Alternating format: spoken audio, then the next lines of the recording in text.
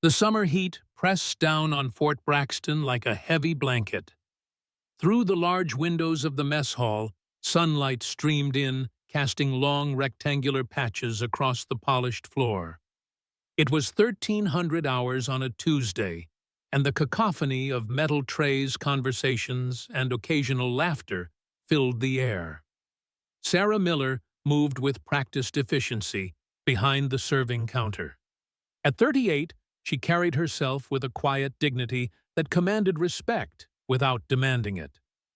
Her chestnut hair was pulled back in a practical ponytail, her makeup minimal, but present just enough to highlight her natural beauty without drawing attention.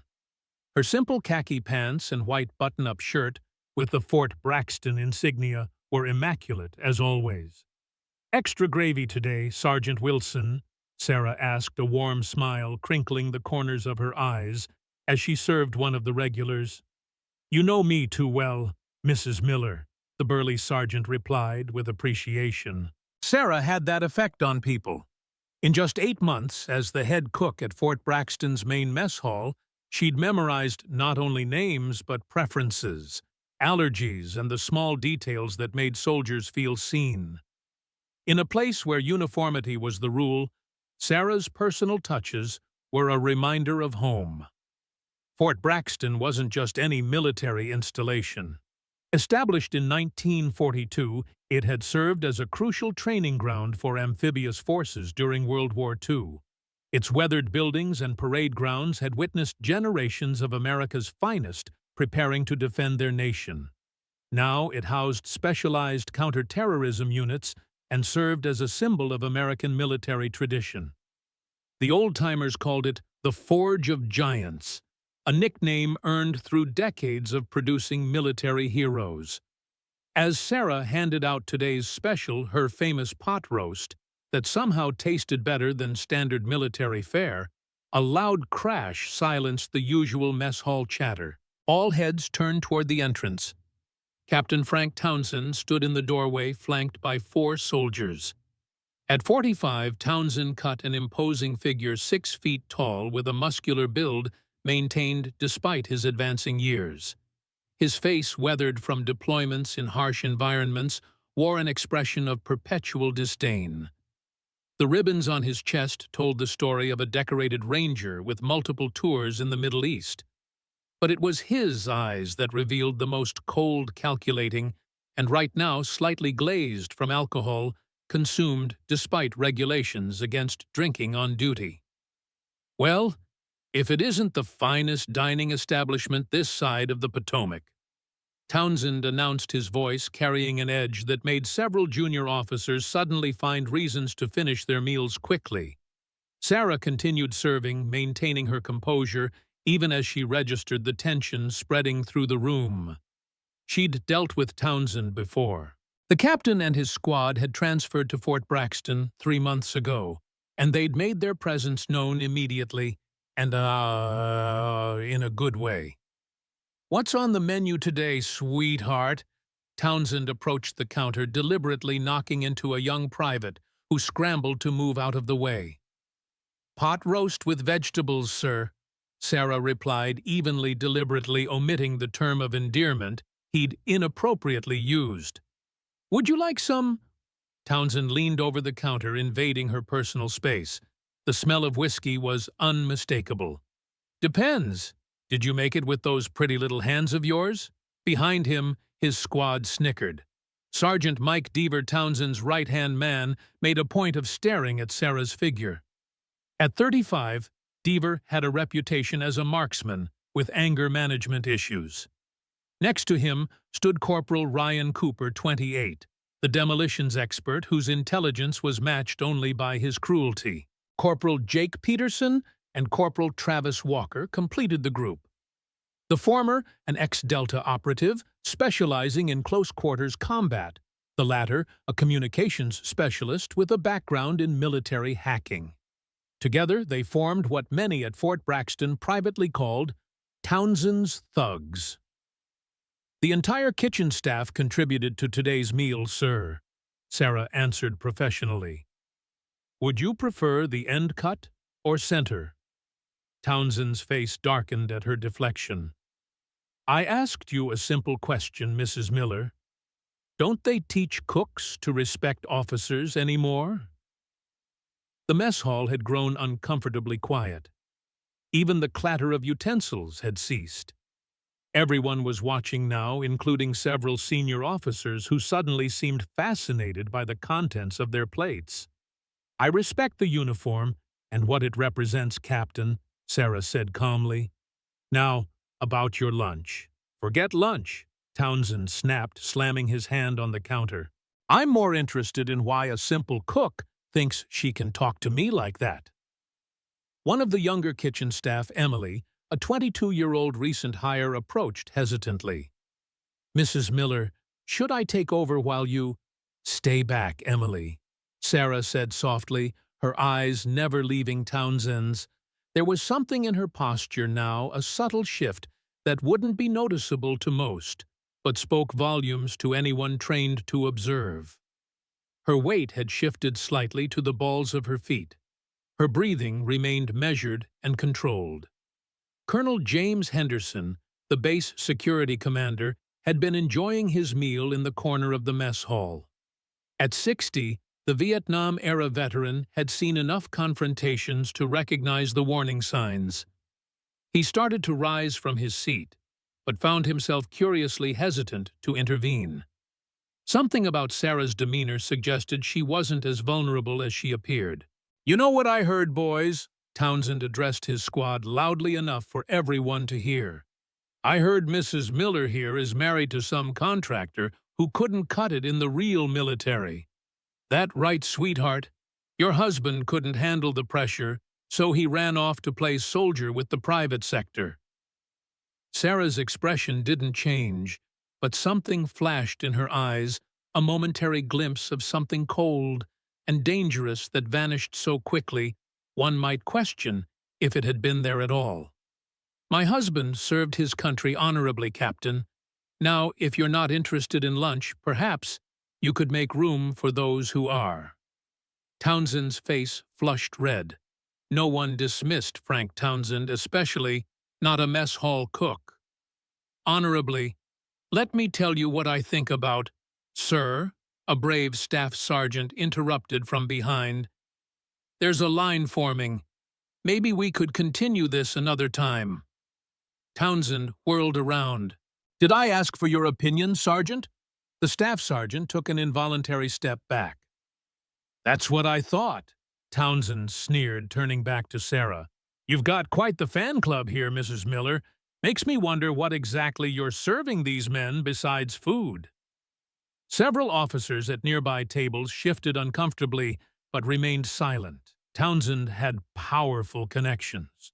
Colonel Raymond Carter Townsend's commanding officer had friends in Washington, the kind who could make or break military careers with a phone call.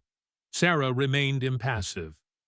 "Captain, you're holding up the line. Please make your selection or step aside." "Or what?" Townsend challenged, leaning even closer. "What exactly will you do, Mrs. Miller?" Before Sarah could respond, Corporal Cooper deliberately knocked over a tray of glasses at the end of the counter. The crash of shattering glass punctuated the tense standoff.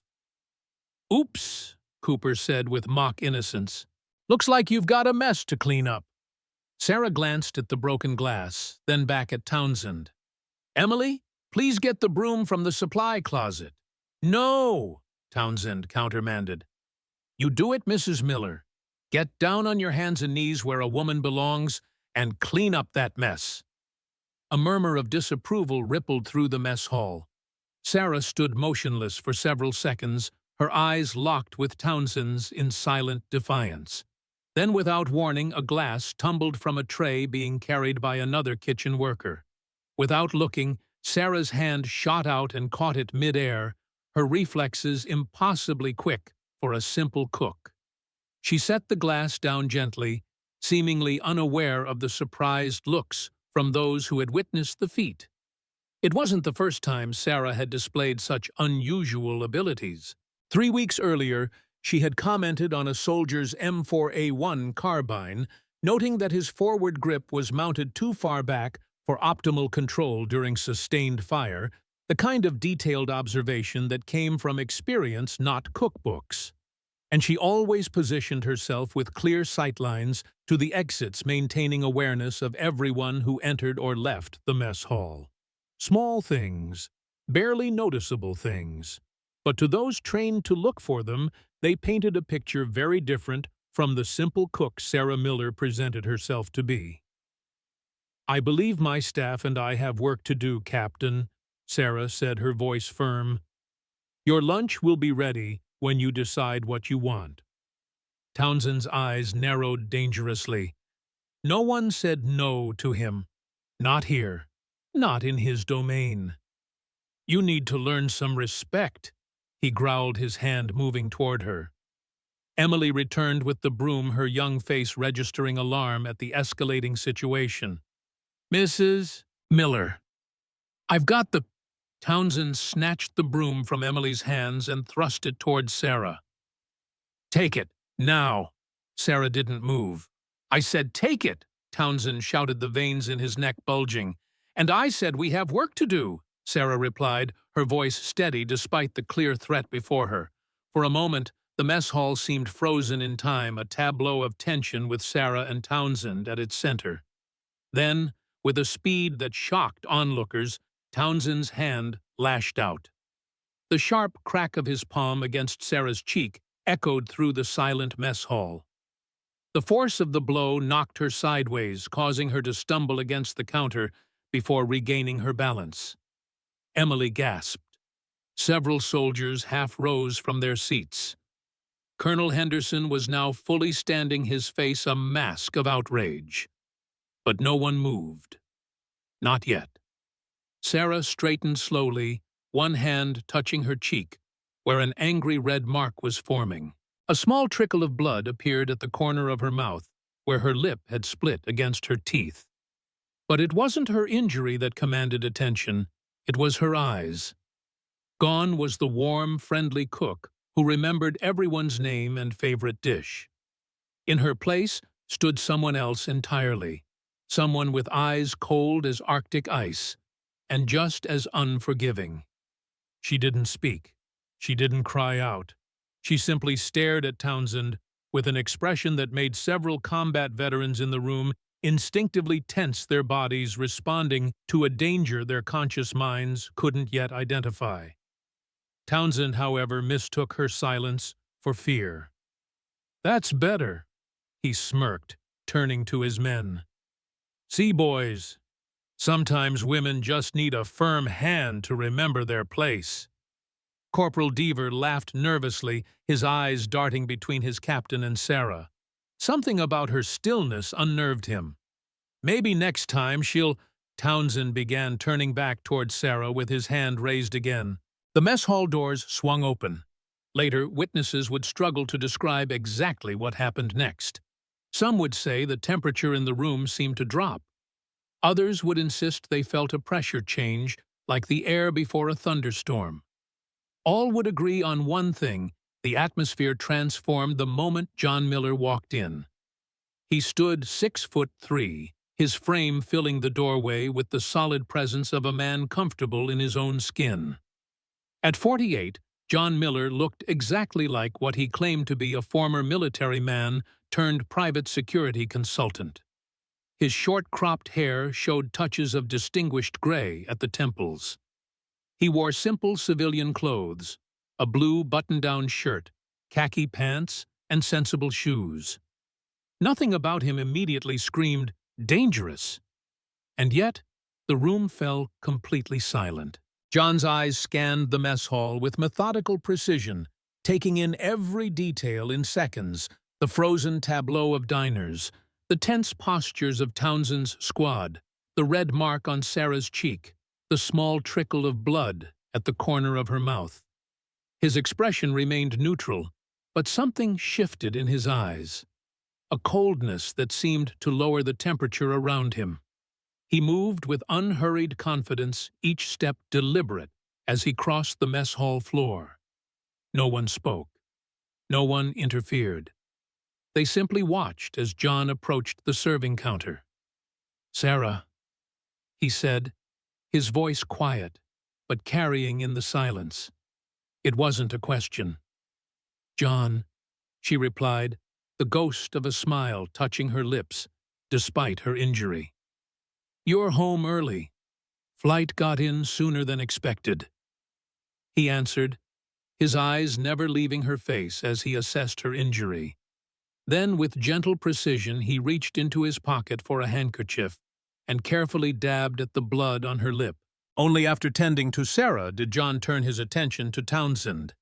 He didn't speak immediately. He simply looked at the captain, his gaze moving from the man's face to his raised hand and back again. "Problem here?" John asked, his tone conversational, despite the undercurrent of tension that had every combat veteran in the room on high alert. Townsend recovered quickly from his surprise, a sneer forming on his face. "This is military business, civilian. Why don't you move along before you get hurt?" John didn't move. "Seems to me you've already hurt someone." His eyes flicked briefly to Sarah.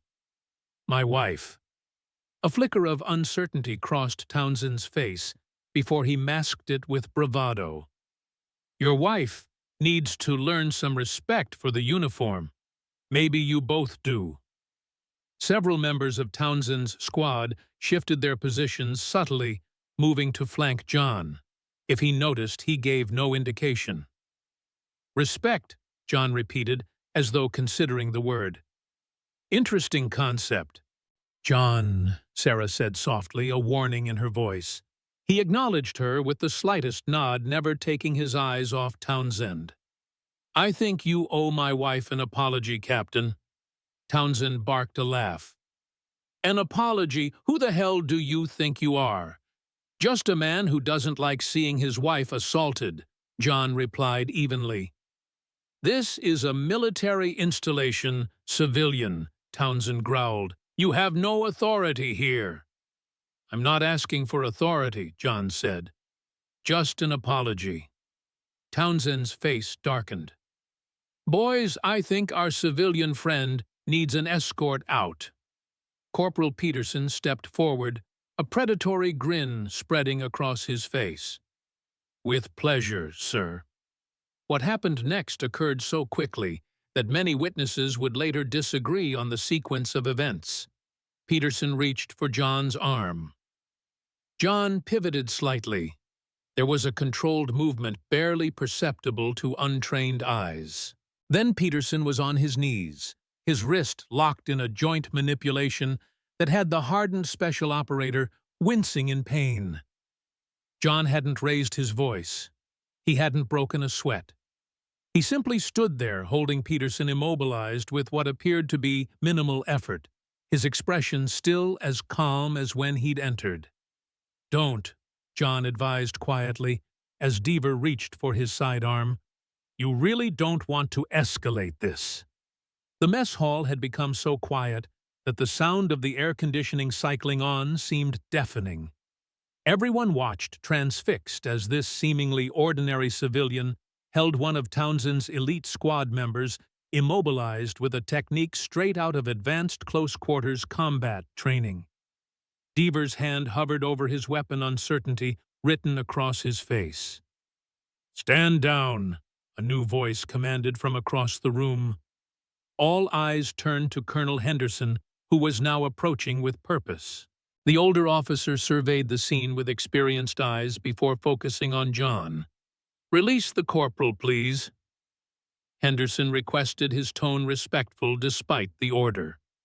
John complied immediately, stepping back as Peterson scrambled to his feet, face flushed with humiliation. Henderson turned to Townsend.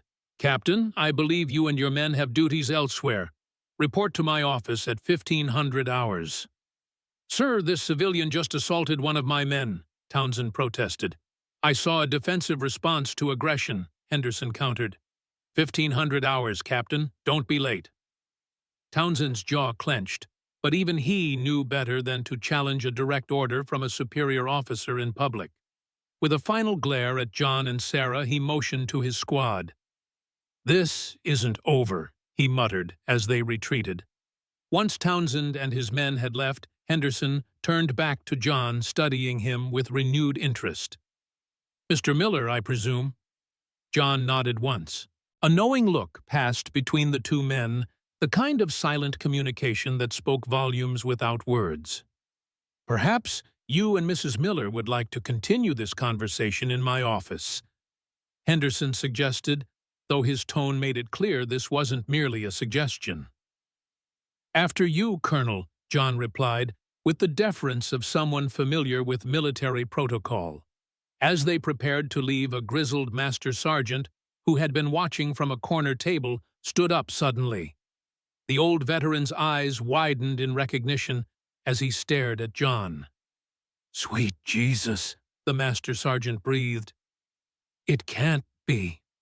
John's eyes met the sergeant's, a silent message passing between them. The older man straightened reflexively, years of military discipline asserting themselves even in retirement. "Good to see you, Master Sergeant Wilkins," John said quietly. "Still enjoying those cigars from Honduras?" Wilkins swallowed hard. "Yes, sir. Every Victory Day, just like you said." John nodded, a ghost of a smile touching his lips. "Good man." As John, Sarah, and Colonel Henderson left the mess hall, conversation exploded behind them. The master sergeant found himself surrounded by curious personnel, all asking variations of the same question. Who exactly was John Miller? Wilkins shook his head, looking toward the door where John had exited. "Boys, you just saw a ghost, the kind the government claims doesn't exist." In Henderson's office, the atmosphere shifted from public confrontation to private assessment. The colonel closed the door, engaged the privacy lock, and moved to his desk, where he pressed a sequence on his computer keyboard, activating a counter-surveillance protocol. The subtle hum of electronic interference filled the room, ensuring their conversation remained private. "It's been a long time, Ghost," Henderson said, using a call sign rather than a name or rank. 14 years, 7 months, John replied precisely. "Kabul, the embassy operation." Henderson nodded, memories of that classified mission briefly darkening his expression. "Never thought I'd see you back on base. Especially not like this." He gestured to Sarah. "And certainly not married to one of my mess hall staff." Sarah touched her cheek, where the redness from Townsend's slap was beginning to fade. "Life takes unexpected turns, Colonel." "That it does, Mrs. Miller. Or should I say," Henderson began. "Sarah is fine, Colonel," she interrupted smoothly. "I prefer to keep things simple." Henderson studied her with new interest. "Simple. Right." He turned back to John. "So I assume this isn't a coincidence. You showing up right when Townsend's group is getting comfortable." John's expression gave nothing away. "I was due for a visit. Sarah mentioned some concerns." "Concerns?" Henderson repeated, settling into his chair. "That's one way to put it." He pulled a file from his desk drawer, setting it between them. "Captain Frank Townsend, former Ranger, decorated, connected, and a complete bastard, if you ask anyone who's served under him." John didn't touch the file. He didn't need to. His record, the official one, Henderson confirmed. The unofficial one would curdle milk. 3 investigations for excessive force, all mysteriously dropped. Multiple complaints from female personnel at previous postings, all buried. And since arriving at Fort Braxton, he's established what amounts to a personal fiefdom. "Protected from above," John observed. Henderson nodded grimly. "Colonel Raymond Carter, West Point graduate, Pentagon connections, rumored to be on the short list for general. He brought Townsend with him when he transferred here. They've been inseparable since Afghanistan in 2018. Sarah leaned forward. "It's more than just bullying and harassment, Colonel. There's something else happening here." Henderson raised an eyebrow. "Go on." unusual access patterns to restricted areas, midnight visits to the armory, communications outside normal channels. Sarah spoke with the precise delivery of someone providing intelligence analysis. 3 weeks ago, I observed Townsend meeting with unidentified individuals at the old maintenance shed near the east perimeter. No record of visitors in the log. Henderson's eyes narrowed. And you know this, how exactly? Sarah exchanged a glance with John, who gave an almost imperceptible nod. Let's just say, cooking isn't my only skill set, she replied. A knowing look crossed Henderson's face. I see. So this wasn't a coincidence either, you being assigned to my mess hall 8 months ago. The food service contractor was happy to place me here, Sarah said with a slight shrug. I do make excellent pot roast. John remained silent, watching the exchange with the patience of a man accustomed to letting situations develop at their own pace. Henderson turned to him. And you just happened to show up today when Townsend decided to make his move on your wife. Sarah called me last night, John explained. Said things were escalating. I was already en route from Amman. Amman, Henderson repeated. Interesting place for a security consultant to be these days. John didn't elaborate. Henderson sighed, leaning back in his chair. Look, I've been at Fort Braxton for 3 years. I've built something good here. A clean command. If there's something going on with Townsend and Carter, I need to know. Not hints, not suspicions, evidence. Sarah reached into her pocket and removed a folded piece of paper, sliding it across the desk. 2 days ago, this fell from Townsend's pocket when he was harassing one of my staff. He didn't notice. Henderson unfolded the paper, his expression darkening as he read. These are access codes, high-level ones, for the Special Weapons Depot. Yes, Sarah confirmed. And the timing coincides with the arrival of the new M142 HIMARS system for evaluation. Henderson's head snapped up. That's classified information. Sarah met his gaze steadily. Yes, it is. The colonel looked between John and Sarah, reassessing everything he thought he knew about the couple. Who exactly are you people? John finally spoke.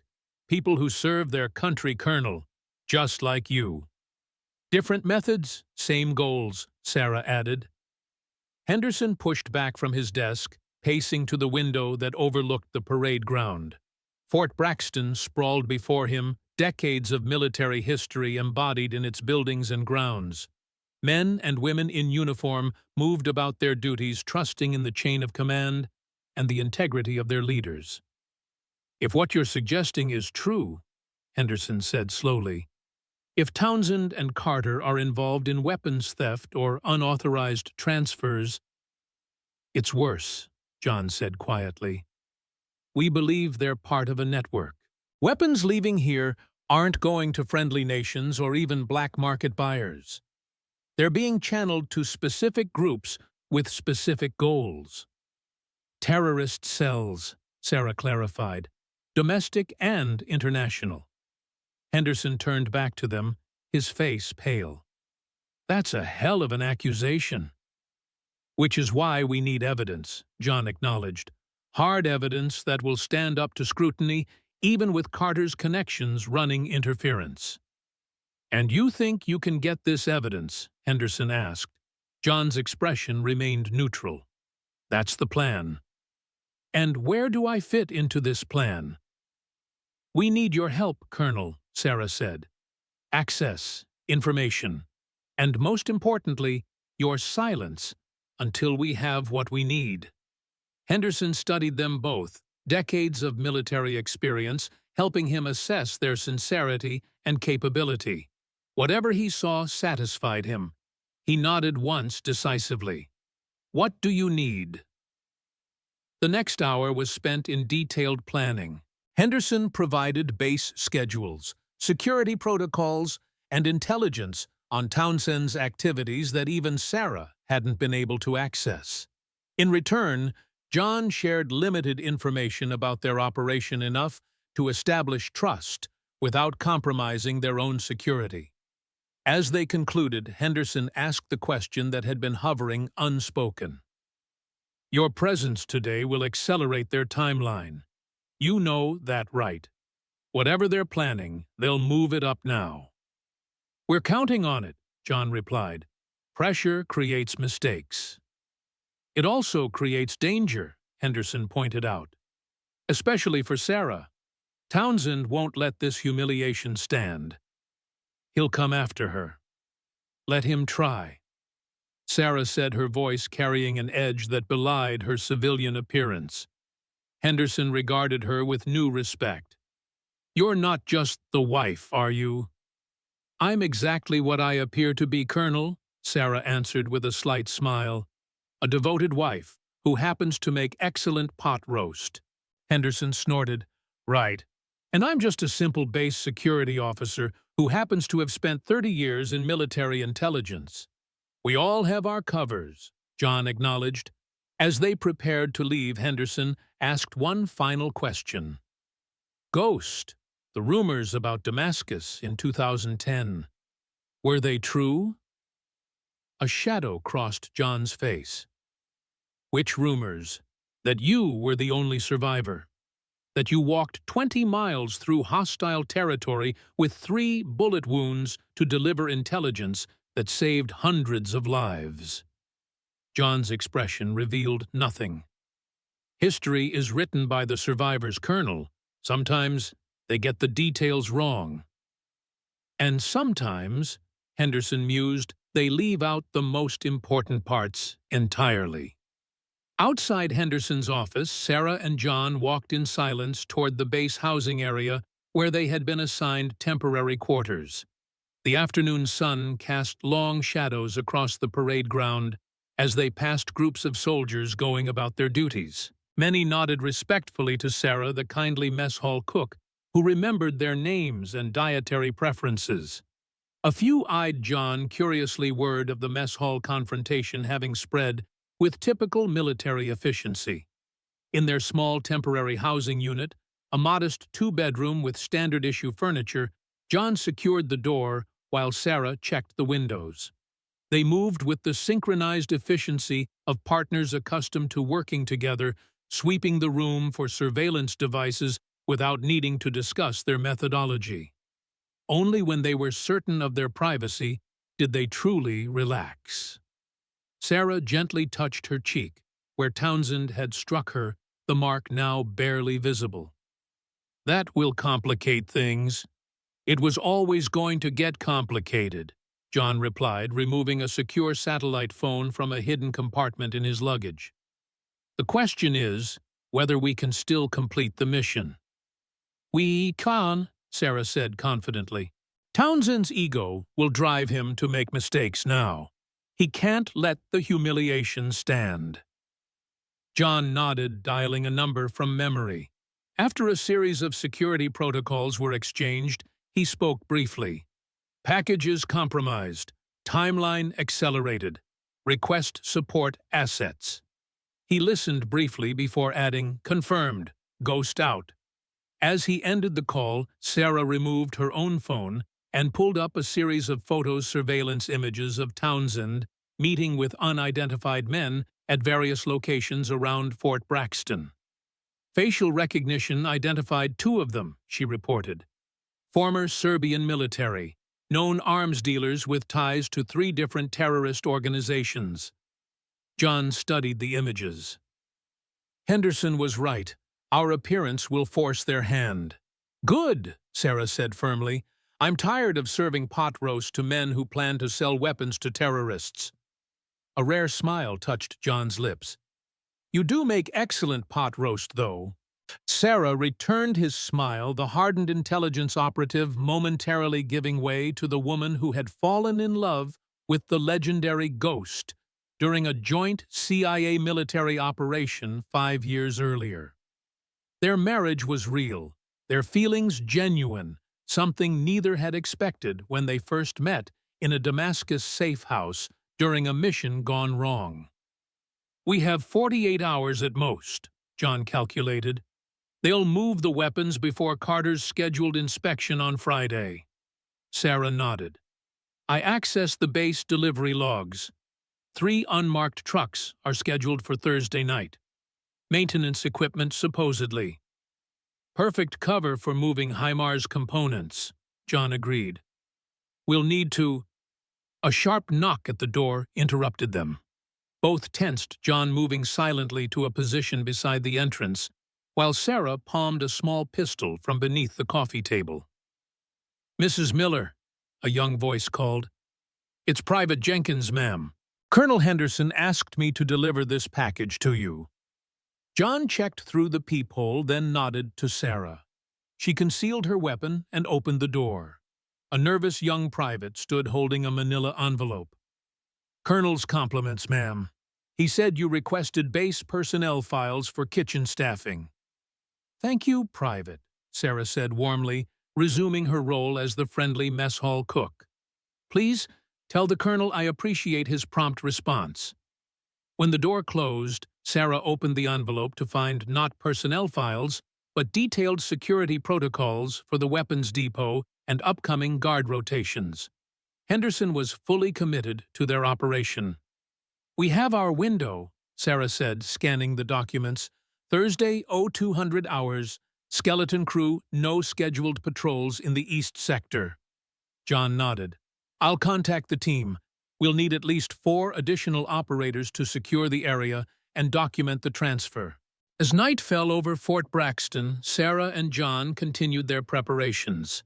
Maps were studied, contingencies planned, equipment checked. To any observer, they appeared to be a military spouse and her civilian husband spending a quiet evening at home.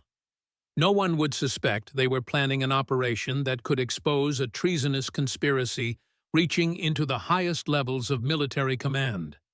In the darkness outside their window, a figure watched from the shadows. Corporal Ryan Cooper observed the Miller residence with cold calculation, noting when lights were turned off and which rooms they occupied. In his ear, Captain Townsend's voice issued clear instructions. Just surveillance tonight. We need to understand who we're dealing with before we move. Cooper acknowledged the order and settled in for a long night of observation. Had he known exactly who he was watching, the legendary operative codenamed Ghost and his equally dangerous CIA analyst wife, he might have reconsidered his assignment. But ignorance kept him in place, watching and waiting, unwittingly becoming part of a much larger game than he realized. Inside, John stood at the bedroom window, the lights off his experienced eyes, easily picking out Cooper's position in the shadows. We have company, he said quietly to Sarah, who was reviewing documents at a small desk. She didn't look up. Townsend's people, Cooper, east side using the oak tree for cover. Sarah made a notation on her tablet. Just surveillance, for now, John confirmed. They're still assessing. Good, Sarah said, a hint of satisfaction in her voice. Let them waste time trying to figure out who you are while we gather what we need. John turned from the window, watching his wife work with the focused intensity that had first drawn him to her. You're enjoying this, aren't you? Sarah looked up, a rare, playful smile crossing her face. I've been serving meatloaf and listening to young lieutenants complain about their love lives for 8 months. It's nice to use my actual skill set again. John nodded, understanding completely. They were both creatures of purpose, trained for missions far more complex than civilian life offered. Despite their best efforts to embrace retirement, the call to service remained powerful. We should rest, he suggested. Tomorrow will be challenging. Sarah saved her work and closed the tablet. You take first watch. I'll relieve you at 0200. Just like old times, John observed. Better, Sarah corrected him. This time we're on the same side from the beginning. As Sarah prepared for bed, John returned to his position by the window watching Cooper while reflecting on the unexpected path that had led him here. From elite Marine Force recon, to the shadowy world of special operations through years of classified missions and sacrifices few would ever know about, to falling in love with a CIA analyst who understood his world because she lived in it too. Now they faced a new mission, perhaps their most important yet: stopping traitors within America's military from arming the very enemies they had spent their careers fighting. Outside, Cooper continued his surveillance, unaware that he was being observed in turn. Around Fort Braxton, night settled fully, wrapping the base in darkness, broken only by security lights and the occasional patrol. In his opulent on-base quarters, Colonel Raymond Carter placed a secure call to someone identified only as Triton. "We may have a complication," Carter reported. "Miller's husband showed up today. There was an incident with Townsend." "Identify him," the voice ordered. "Background connections, weaknesses. If he's a problem, remove him. And the woman, both of them. No loose ends. The shipment proceeds as scheduled." Carter ended the call, unaware that his secure line wasn't as secure as he believed. In a van parked 3 miles from Fort Braxton, a team of intelligence specialists monitored the transmission, recording every word for evidence that would eventually bring down not just Carter and Townsend, but an entire network of traitors reaching into the highest levels of military and government. The game was in motion. The players were taking their positions. And at the center of it all, a seemingly ordinary couple prepared to do what they had always done: serve their country from the shadows, without recognition or glory, driven by duty and the knowledge that sometimes the greatest threats come from within. Morning arrived with the rhythmic sounds of Fort Braxton coming to life.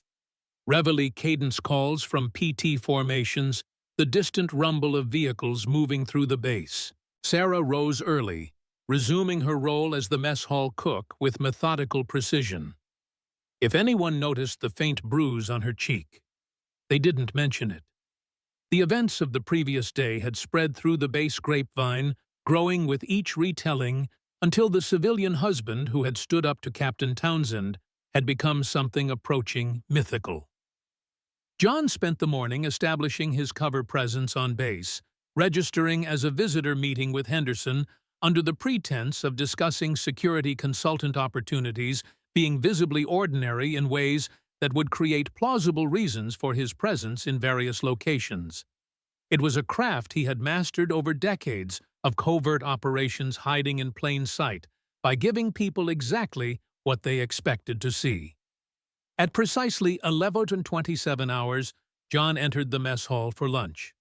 The ripple of awareness that spread through the room was subtle but unmistakable. Conversations quieted momentarily before resuming with forced casualness. Several soldiers nodded respectfully as he passed the civilian who had stood up to Townsend's bullying, earning their tacit approval. Sarah was behind the counter as usual, serving today's lunch with professional efficiency. When John reached her station, their exchange was perfectly ordinary. A husband greeting his wife at work, nothing more. "The meatloaf looks good," John said with an appreciative smile. "Special recipe," Sarah replied, serving him a generous portion. "How was your morning?" "Productive. Made some interesting contacts."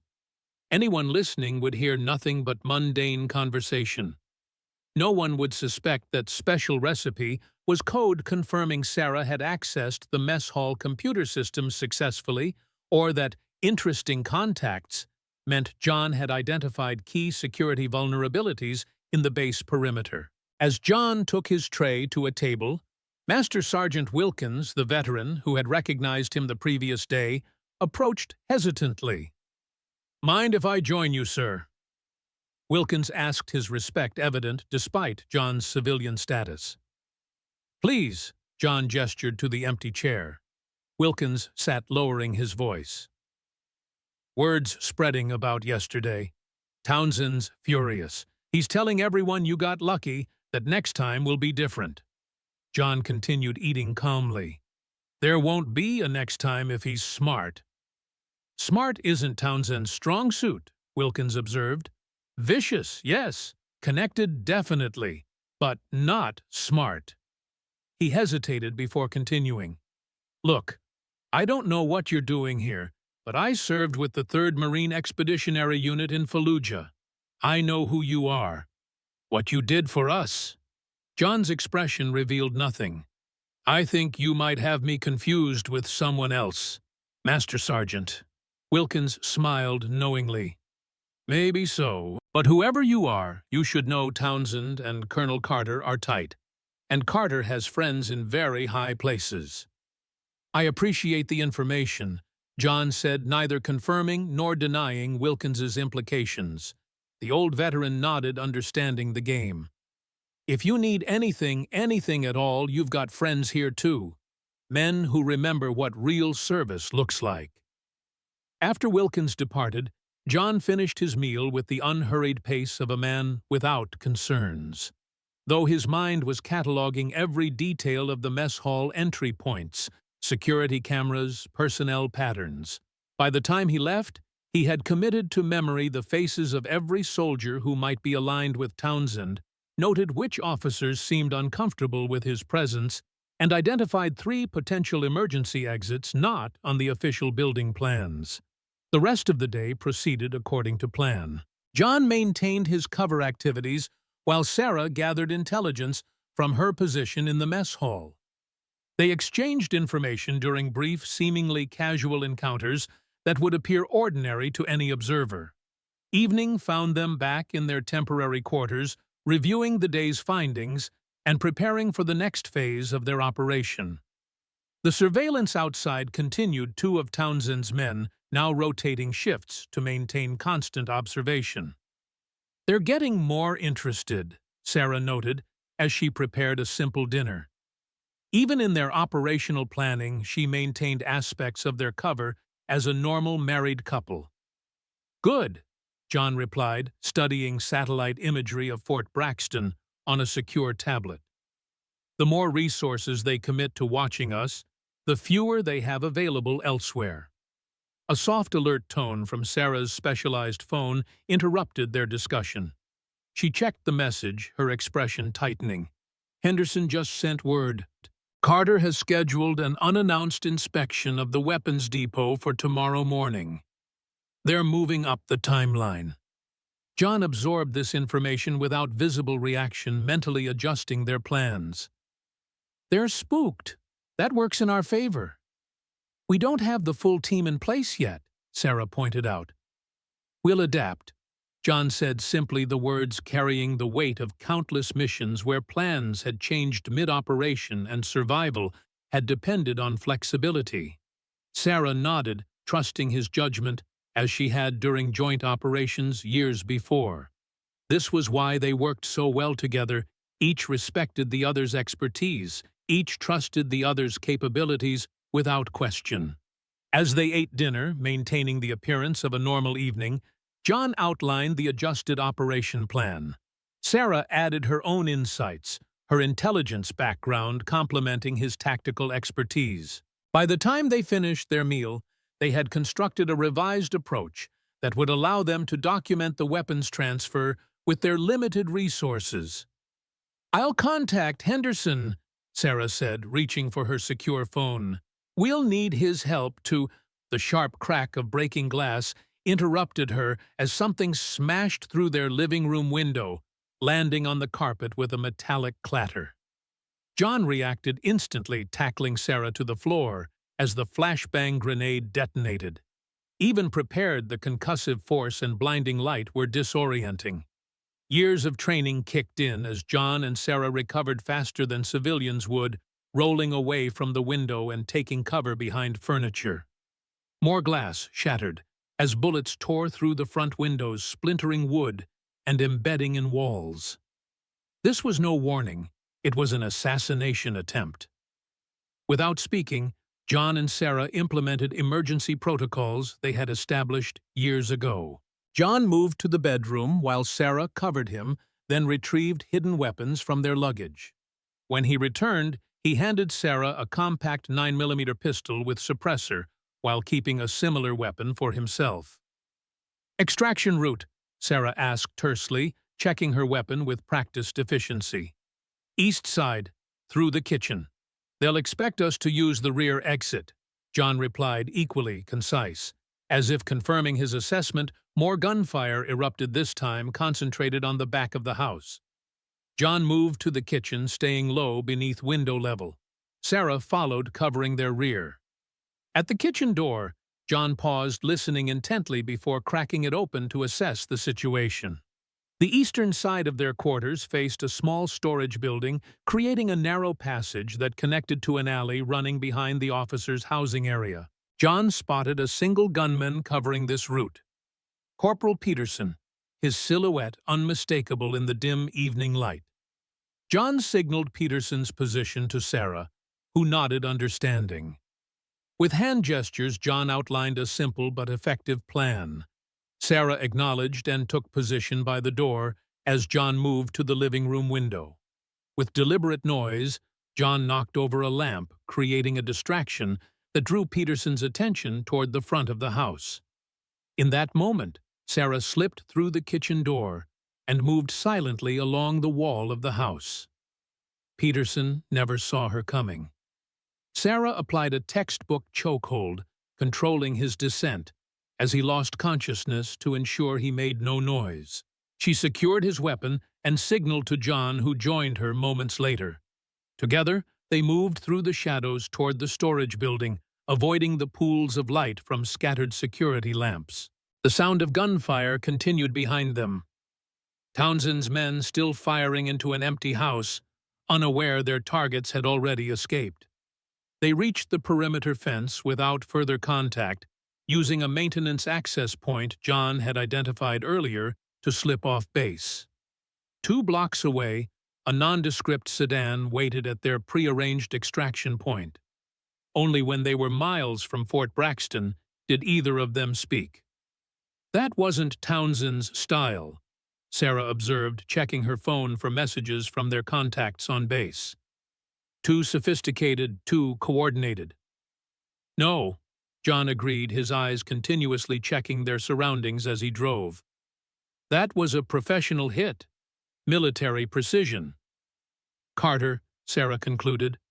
"Or whoever Carter reports to," John added grimly. "This goes higher than we thought." Sarah's phone vibrated with an encrypted message. "Henderson says the base is locked down. Official story is that terrorists attempted to infiltrate officers' quarters." "Convenient," John remarked. "Now they can explain why we've disappeared." Henderson also reports the weapons depot inventory has been updated. Several HIMARS Aegita's launcher components and targeting systems are now listed as transferred for maintenance. John processed this information, adjusting their approach once again. "They're moving everything tonight. The attack on us was a distraction." Sarah nodded agreement. "We need to intercept that shipment. It's our only chance to document the transfer and identify the recipients." John made a decision, turning the car onto a rural highway leading away from the base. "Contact the team. Full mobilization emergency protocols. We meet at fallback position Alpha in 3 hours." As Sarah made the necessary calls, John reflected on how quickly their operation had escalated. What had begun as an intelligence-gathering mission had transformed into something far more dangerous, a direct confrontation with traitors willing to kill to protect their operation. But dangerous missions were nothing new to John Miller, the operative once codenamed Ghost, or to Sarah Miller, the CIA analyst whose analytical brilliance had saved countless lives over her career. Together, they had faced worse odds and emerged successful. Tonight would be no different. The weapons would not reach their intended recipients. The conspiracy would be exposed, and those responsible would face justice. The car disappeared into the night, carrying with it America's best hope of stopping a treasonous plot years in the making. Behind them, Fort Braxton burned with activity as security forces searched for terrorists who didn't exist while the real threat loaded weapons onto trucks that would depart before dawn. The first battle had been lost, but the war was just beginning. The rural safe house stood silhouetted against the night sky, its weathered exterior revealing nothing of its purpose. Located 30 miles from Fort Braxton on a neglected county road, the converted farmhouse offered perfect operational security, clear sight lines in all directions, multiple escape routes, and no neighbors within earshot. The kind of place men like John Miller had used countless times during operations that would never appear in official records. Inside, John and Sarah worked with practiced efficiency, transforming the main room into an operations center. Tactical maps of Fort Braxton covered one wall. Surveillance photos of Townsend Carter and their associates occupied another. A secure communications array hummed softly in the corner, its satellite uplink connecting them to resources few civilians knew existed. "Team ETA 20 minutes, Sarah announced, setting down a secure phone. Her transformation from mess hall cook to intelligence operative was complete posture, straightened movements, precise, voice carrying the clipped professionalism of someone accustomed to briefing field agents. John nodded, studying satellite imagery of Fort Braxton's eastern perimeter. The attack on their quarters had forced acceleration, but years of operational experience had taught him to adapt rather than abandon. Henderson confirms 3 unmarked trucks entered the base 30 minutes ago, registered to Meridian Security Consultants. Shell Company, Sarah noted, pulling up data on her laptop. Incorporated 6 months ago. On paper, they provide private security services to government contractors. Perfect cover for moving restricted weapons, John observed. The depot inventory. Updated an hour ago. 6 HIMARS launcher components, 4 targeting systems, and 12 rocket pods are now listed as transferred for maintenance to Fort Benning. Except they're not going to Fort Benning. No, Sarah agreed grimly.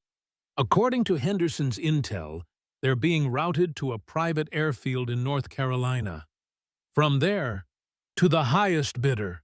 John finished, his voice hardening. Terror groups, insurgents, anyone with cash, and a grudge against American interests. The sound of vehicles approaching interrupted their analysis. John moved to the window, checking the arrivals through a specialized night vision monocular. Recognizing the distinctive driving pattern, a security protocol developed for covert operators, he relaxed marginally. "It's them," he confirmed. Minutes later, 4 men entered the farmhouse, each carrying specialized equipment bags. They moved with the quiet confidence of professionals who had operated in the shadows for decades. To casual observers, they might appear as ordinary middle-aged men, a carpenter, an engineer, a rural doctor, a small business owner. Nothing in their civilian attire suggested their lethal capabilities or the classified operations in their past.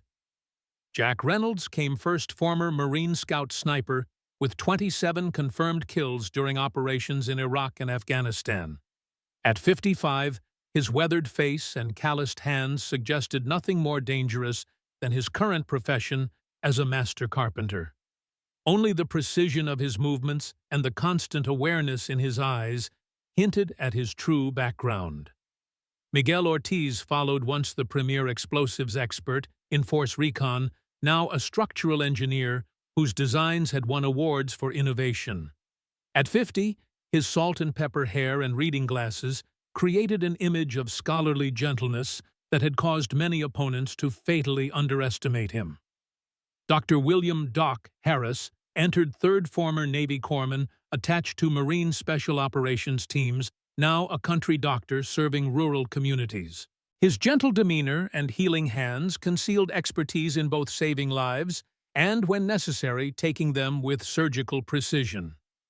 Sam Davis completed the Group ex-Marine Signals Intelligence Specialist who had pioneered cyber warfare techniques still classified. Now running a small cybersecurity firm, the 49-year-old's unassuming appearance belied his status as one of the most sophisticated hackers ever employed by the United States government. Together with John, they had once formed the core of a unit so classified that most flag officers weren't aware of its existence. Codenamed Ghosts, they had conducted operations that altered the course of conflicts without leaving evidence of American involvement. Their reunion now, years after their official disbandment, spoke to the severity of the threat. "Been a while, Ghost," Jack said simply, clasping John's hand firmly. "Too long, Spectre," John replied, using Jack's old call sign. Similar greetings followed brief, understated acknowledgments between men who had once trusted each other with their lives and were prepared to do so again. No elaborate welcomes or explanations were necessary. The mission was enough. Sarah observed the reunions with quiet appreciation. She had worked with the Ghosts during her CIA days, coordinating intelligence for their operations. She knew their capabilities intimately, had seen firsthand what these unassuming men could accomplish when deployed against America's enemies. "Situation?" Miguel asked, setting down his equipment bag. John gestured to the operations wall. "Weapons smuggling out of Fort Braxton. High-value systems. HIMARS components, targeting systems, rocket pods." "Domestic or international?" Doc inquired, already unpacking medical supplies, preparation for contingencies that experience told him might arise. "Both," Sarah answered, taking point on the intelligence briefing. "Initial evidence suggests components are being distributed to domestic extremist cells, while complete systems are heading overseas to established terror groups." Sam whistled softly. "HIMARS in terrorist hands. That's a game-changer. Mobile launch platforms with precision strike capability." "Exactly," John confirmed. "Potential for mass casualty attacks against U.S. interests worldwide. Embassies, military bases, civilian targets." "Point of origin?" Jack asked, examining the surveillance photos. "Colonel Raymond Carter, Fort Braxton Command. Captain Frank Townsend executing. Unknown number of support personnel." John indicated the relevant photos. "But we believe Carter is receiving orders from higher up, code name Triton." "Pentagon." Miguel's expression darkened. "Likely," Sarah confirmed. "The operation is too sophisticated, too well-resourced for a rogue colonel." "Timeline." Sam was already setting up his specialized communications equipment fingers, moving across keyboards with practiced efficiency. John checked his watch. "Shipment leaves Fort Braxton at 200. That gives us 3 hours to intercept, document the transfer, identify all participants, and secure the weapons." Doc raised an eyebrow. "With 5 operators against unknown opposition with potential Pentagon backing. Ambitious." "Would you have it any other way?" John asked, a rare hint of dry humor in his voice. The old teammates exchanged knowing looks. They had faced worse odds in their time together. "Equipment status." John continued all business again. Each team member reported their readiness. Jack had brought his specialized sniper system, a modular rifle capable of sub-MOA precision at ranges exceeding 1,000 meters.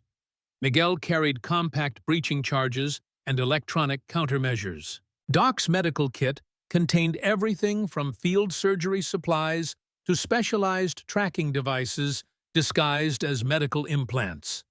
Sam's technical arsenal included cutting-edge surveillance systems and electronic warfare packages that wouldn't be available to conventional military units for years. As they reviewed the operation plan, Sarah's secure phone vibrated. The caller ID showed Henderson's encrypted line. "Yes, Colonel," Sarah answered, activating the speaker function. Henderson's voice was tense. "They've moved up the timeline. Trucks are being loaded now. Estimated departure in 60 minutes, not 3 hours." John and his team exchanged glances, immediately shifting mental gears. "Understood." "Additional intel?" John asked. "Heavy security. Carter's deployed his personal security detail, ex-Special Forces contractors, not regular MPs. Townsend's leading the convoy personally. Route: East Gate, then County Roads to avoid interstate cameras. I've uploaded the probable route to your secure server. Composition: 3 transport trucks, 2 security vehicles front and rear. Approximately 15 personnel, heavily armed. John processed this information with the rapid assessment skills that had kept him alive through countless operations. Thanks, Colonel. Maintain position and plausible deniability. Roger that. And Miller, Henderson paused. These people tried to kill you and Sarah. Don't take unnecessary risks. Copy, John replied simply before ending the call. The team immediately accelerated preparations, condensing what should have been hours of planning into minutes. Sam accessed the uploaded route information, identifying optimal interception points. Jack studied topographical maps, selecting positions that would provide overwatch. Miguel prepared specialized devices to disable vehicles without destroying sensitive cargo. Throughout the controlled chaos of preparation, John remained the calm center, assessing, deciding, directing with the quiet authority that had earned him the loyalty of these elite operators years before. Interception point here, he determined, marking a location on the map where the convoy route passed through a densely wooded area. Natural choke point, limited escape routes, good cover for our approach. Traffic, Jack asked. Minimal at 0100, Sarah confirmed, checking Transportation Department data. Last vehicle reported on that stretch was 40 minutes ago. Surveillance, Miguel inquired. 1 traffic camera at the junction, but Sam can loop the feed, John replied. Sam nodded confirmation. Already on it. Contingencies, Doc asked, always thinking of fallback options. Full spectrum, John said grimly. From mechanical failure cover story to direct action if necessary. The unspoken understanding hung in the air. They would avoid bloodshed if possible. But if American lives were at stake, if these weapons were truly bound for terrorist hands, they would do whatever was necessary to complete the mission. One modification, Sarah interjected, bringing up satellite imagery. Recent construction has altered this section of the route. The choke point is now here. She indicated a different location. John adjusted the plan accordingly, demonstrating the flexibility that had made him legendary among Special Operations Forces. Every contingency was addressed, every team member's role defined with precision, born of decades of operational experience. As preparations concluded, the team performed final equipment checks, weapons, verified communications, tested, specialized gear, inspected. The routine was familiar, almost comforting in its predictability. These were men who had lived their professional lives in the spaces between official missions in the gray areas where America's most sensitive operations occurred. Before departing, John gathered them for a final briefing. No rousing speech or dramatic declarations, just the clear-eyed assessment of a veteran operator. High-value target, unknown opposition strength, limited intelligence, compressed timeline, he summarized. Standard operating parameters apply. Minimum force necessary, maximum intelligence collection. Primary objective is documentation of the transfer and identification of all participants. Secondary objective is securing the weapons systems. He looked at each team member in turn, these men who had followed him into the world's most dangerous places, without hesitation. Questions, there were none. They had operated together long enough to anticipate each other's moves, to understand the unspoken aspects of the mission plan, to know exactly what was required. Move out, John ordered simply. The team departed in 2 nondescript vehicles, ordinary enough to avoid attention but modified with reinforced components and specialized communications equipment. John, Sarah, and Miguel took the lead vehicle. Jack, Doc, and Sam followed in the second. As they drove toward the interception point, Sarah monitored communications while reviewing intelligence. Something about the operation had been bothering her, a detail that didn't align with the pattern. "The airfield in North Carolina," she said suddenly. "It doesn't make sense as a distribution point." John glanced at her. "Why not? Too exposed. Commercial satellites pass overhead regularly. Customs and Border Protection conducts random aerial surveillance in that sector." Her mind worked through the problem with analytical precision. They wouldn't risk moving restricted weapons through a facility with that much potential oversight. "And unless that's not the actual destination," Miguel suggested from the back seat. Sarah nodded slowly. "Exactly. It's a diversion." Her fingers moved rapidly across her tablet, accessing additional intelligence sources. "If I were running this operation, I'd establish multiple decoy routes while moving the actual shipment through the least obvious channel." John considered this assessment. Sarah's analytical instincts had proven correct too many times to ignore. "Alternative destinations. Working on it," Sarah replied, her focus intense as she analyzed transportation patterns and security reports. After several minutes of concentrated effort, she looked up. "Private marina 40 miles east of the airfield. Registered to another shell company with the same incorporation pattern as Meridian Security." "Water route," John concluded. "International waters within 3 hours. Transfer to a larger vessel than anywhere in the world." Miguel leaned forward. "That changes our interception parameters. If we hit the convoy, we might only get the decoy shipment." John processed this new information mentally, recalibrating their approach. This was why Sarah had been one of the CIA's top analysts, the ability to see patterns others missed, to question assumptions others accepted. "Sam," John spoke into his secure communications link. "New intelligence. We need satellite coverage of these coordinates." He relayed the marina location. "On it," Sam's voice responded. "Accessing NRO feed now." National Reconnaissance Office satellite imagery was technically beyond the reach of retired operators, but Sam's specialized skills and maintained connections gave them capabilities few conventional teams could match.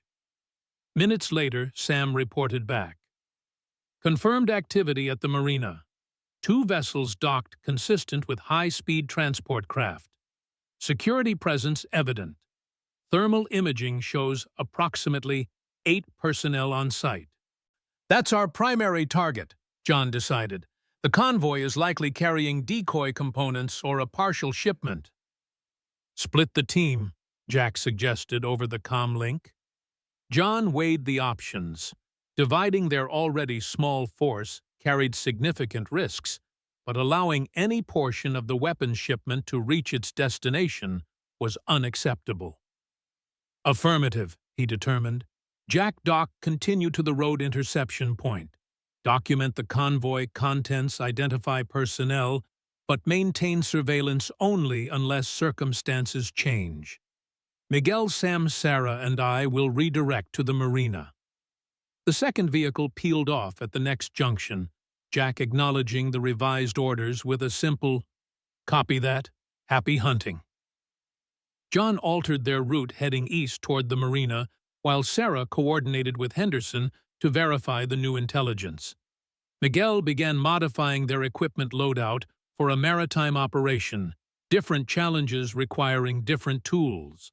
"Henderson confirms," Sarah reported. "Marine unit activity reported near the base boat launch facility 1 hour ago.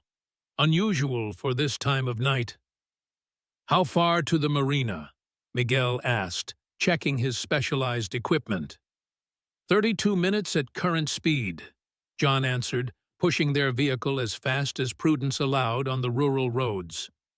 Sarah continued analyzing intelligence feeds on her tablet.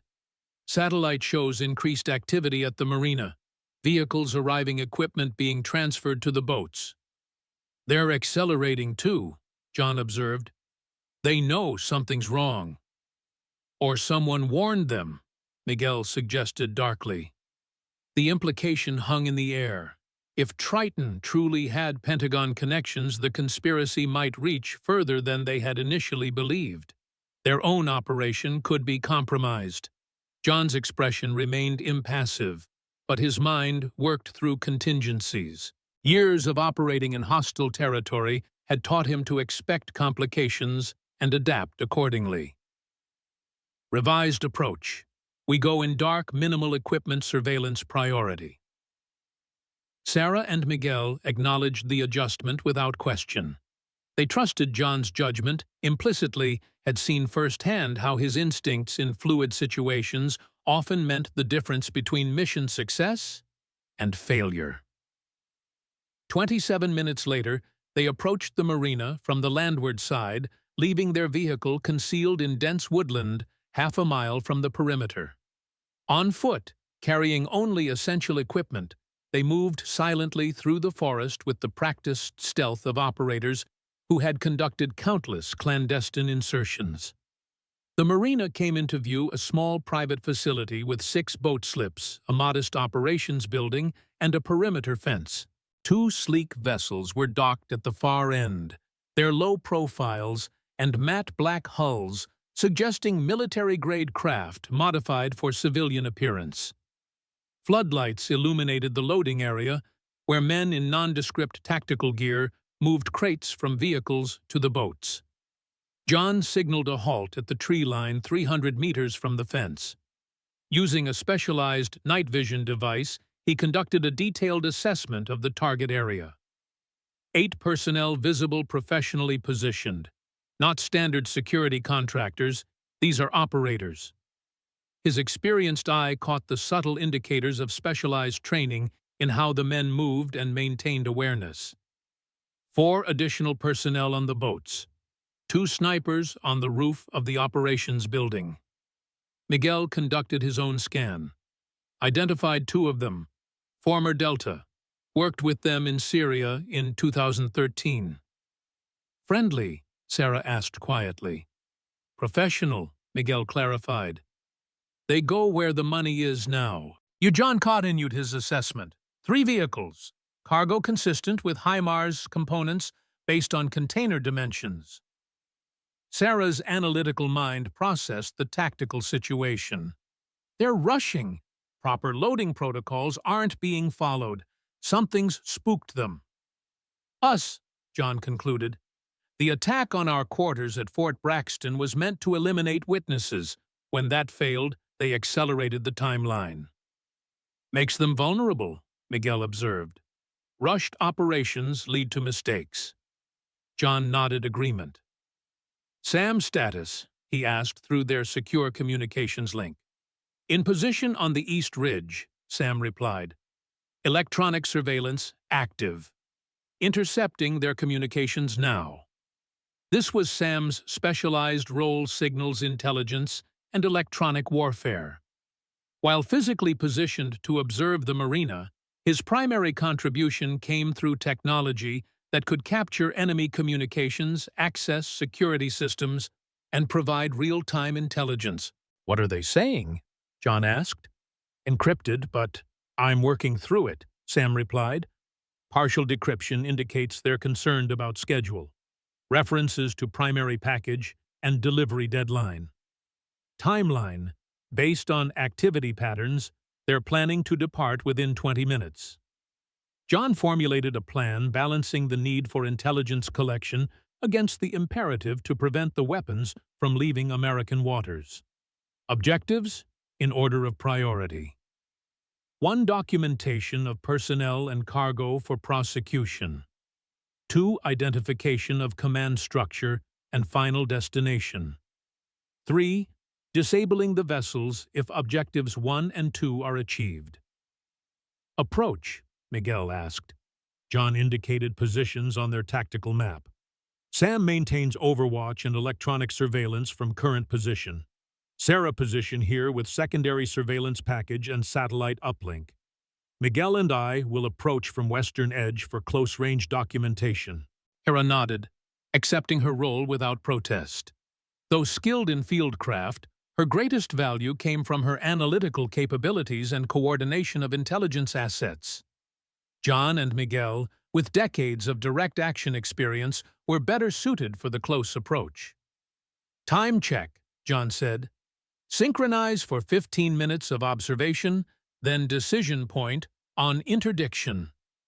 They confirmed the timeline and moved to their assigned positions with practiced efficiency. Sarah established her surveillance post on elevated ground with clear sight lines to the marina, setting up specialized camera equipment with telephoto capabilities and facial recognition software. John and Miguel circled to the western approach, using the terrain for concealment as they closed to within 100 meters of the perimeter fence. From this position, they could document specific cargo items and capture facial images of key personnel. For 12 tense minutes, they observed and recorded. The loading operation continued with professional precision, despite the evident rush. Crates were transferred from vehicles to the boats, secured in specialized compartments designed to prevent detection by standard inspection methods. Then a new vehicle arrived, a black SUV with diplomatic plates. "New player," John murmured into his communications link. "Diplomatic vehicle approaching main entrance." All team members focused attention on this development.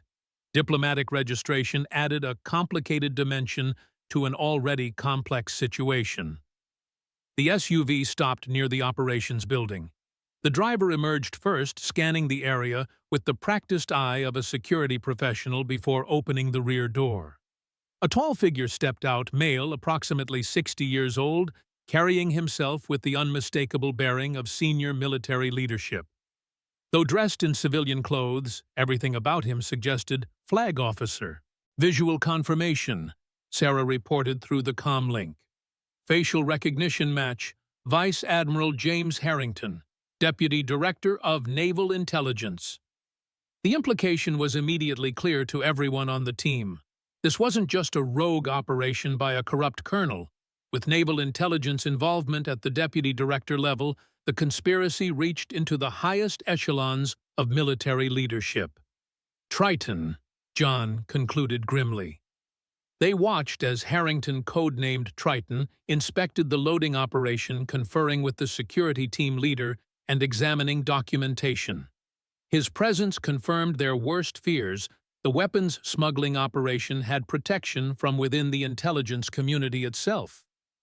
"This changes everything," Sarah observed. "Harrington has access to counter-surveillance resources, operational oversight of naval deployments, intelligence on our movements. And credibility if questioned," Miguel added. "His word against ours." Chuan remained focused on documentation, using specialized equipment to capture high-resolution images of Harrington's interaction with the team and inspection of the weapons components. This evidence would be crucial for any future prosecution, assuming they survived to present it. "Sam, status on communications intercept?" John asked. "Partial decryption achieved," Sam replied.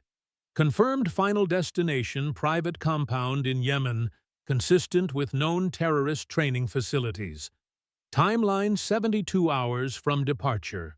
Middleman identified as Alexei Petrov, former Russian military intelligence, now private arms dealer." "Copy," John acknowledged. "Continue monitoring." 16 minutes into their observation, a sudden change in the loading operation's tempo caught John's attention. The security team's movements became more urgent, their scanning of the perimeter more frequent. "They're suspicious," Miguel noted. "Something's triggered their security protocols." John observed the pattern, recognizing the indicators from his own operational experience. "Agreed. They've detected something, or been warned." As if confirming his assessment, the security team leader spoke urgently to Harrington, who immediately returned to his vehicle. Two operators took up defensive positions, scanning the tree line with thermal imaging devices. "We've been compromised," John concluded. "Exfil Plan Alpha. Rendezvous at fallback position in 30 minutes." The team acknowledged and began carefully withdrawing from their positions. Years of training in clandestine operations guided their movements, methodical patient prioritizing stealth over speed. John and Miguel had almost reached the tree line when a shout from the marina perimeter shattered the night. "Contact west fence, 2 targets moving into the woods." Floodlights swiveled toward their position, and the distinctive sound of weapons being readied echoed across the marina. "Go," John ordered Miguel. "Different routes. I'll create a diversion." Miguel hesitated only briefly before acknowledging the order. As the team's leader, John had made similar decisions countless times, placing mission success above personal safety, ensuring his operators could complete their objectives. John removed a small device from his equipment vest, a specialized distraction unit developed for special operations. Activating it, he threw it 30 meters to his right, before moving rapidly in the opposite direction. The device performed as designed, creating multiple heat signatures and sound patterns that mimicked human movement. The security team focused their attention on the false signatures, buying precious time for the actual operators to withdraw. Sarah, observing from her elevated position, maintained communication discipline while documenting the security team's response. Her hands remained steady on her equipment, despite the danger to John, her professional training overriding personal concern. "Target vehicle departing," she reported. "Harrington leaving site under escort. Remaining security splitting 6 pursuing distraction, 4 maintaining perimeter, 4 continuing loading operation." "Copy," John replied tersely, moving through the woods with the silent efficiency that had earned him his ghost call sign. "Maintain surveillance as long as possible, then withdraw to rally point." For 10 tense minutes, the team executed their extraction using terrain features and practiced stealth techniques to avoid the pursuing security forces. Sam deployed electronic countermeasures to disrupt enemy communications and thermal imaging equipment, creating confusion in their pursuit efforts. At the predetermined rally point, a small clearing 2 miles from the marina, the team reassembled quickly, accounting for all members and equipment. "Status?" John asked, as they prepared to move to their vehicle. "Documentation secured," Sarah confirmed.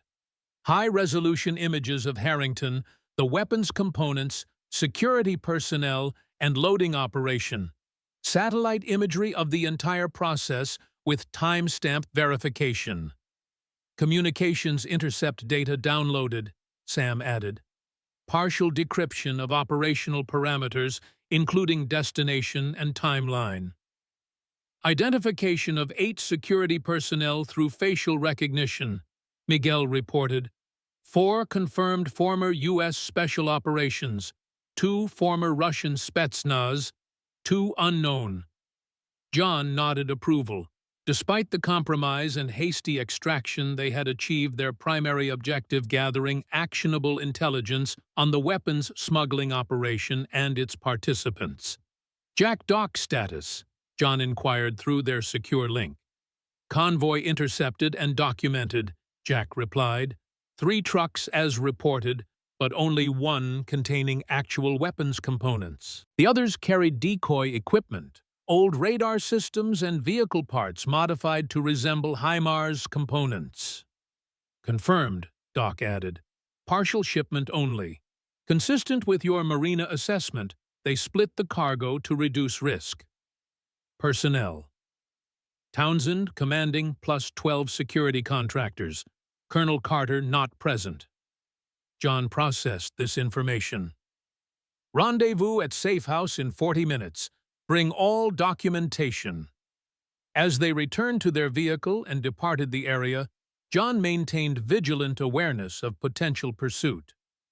The operation had achieved its intelligence objectives, but the situation had grown more complex with the identification of Vice Admiral Harrington as Triton. This was no longer simply about intercepting smuggled weapons.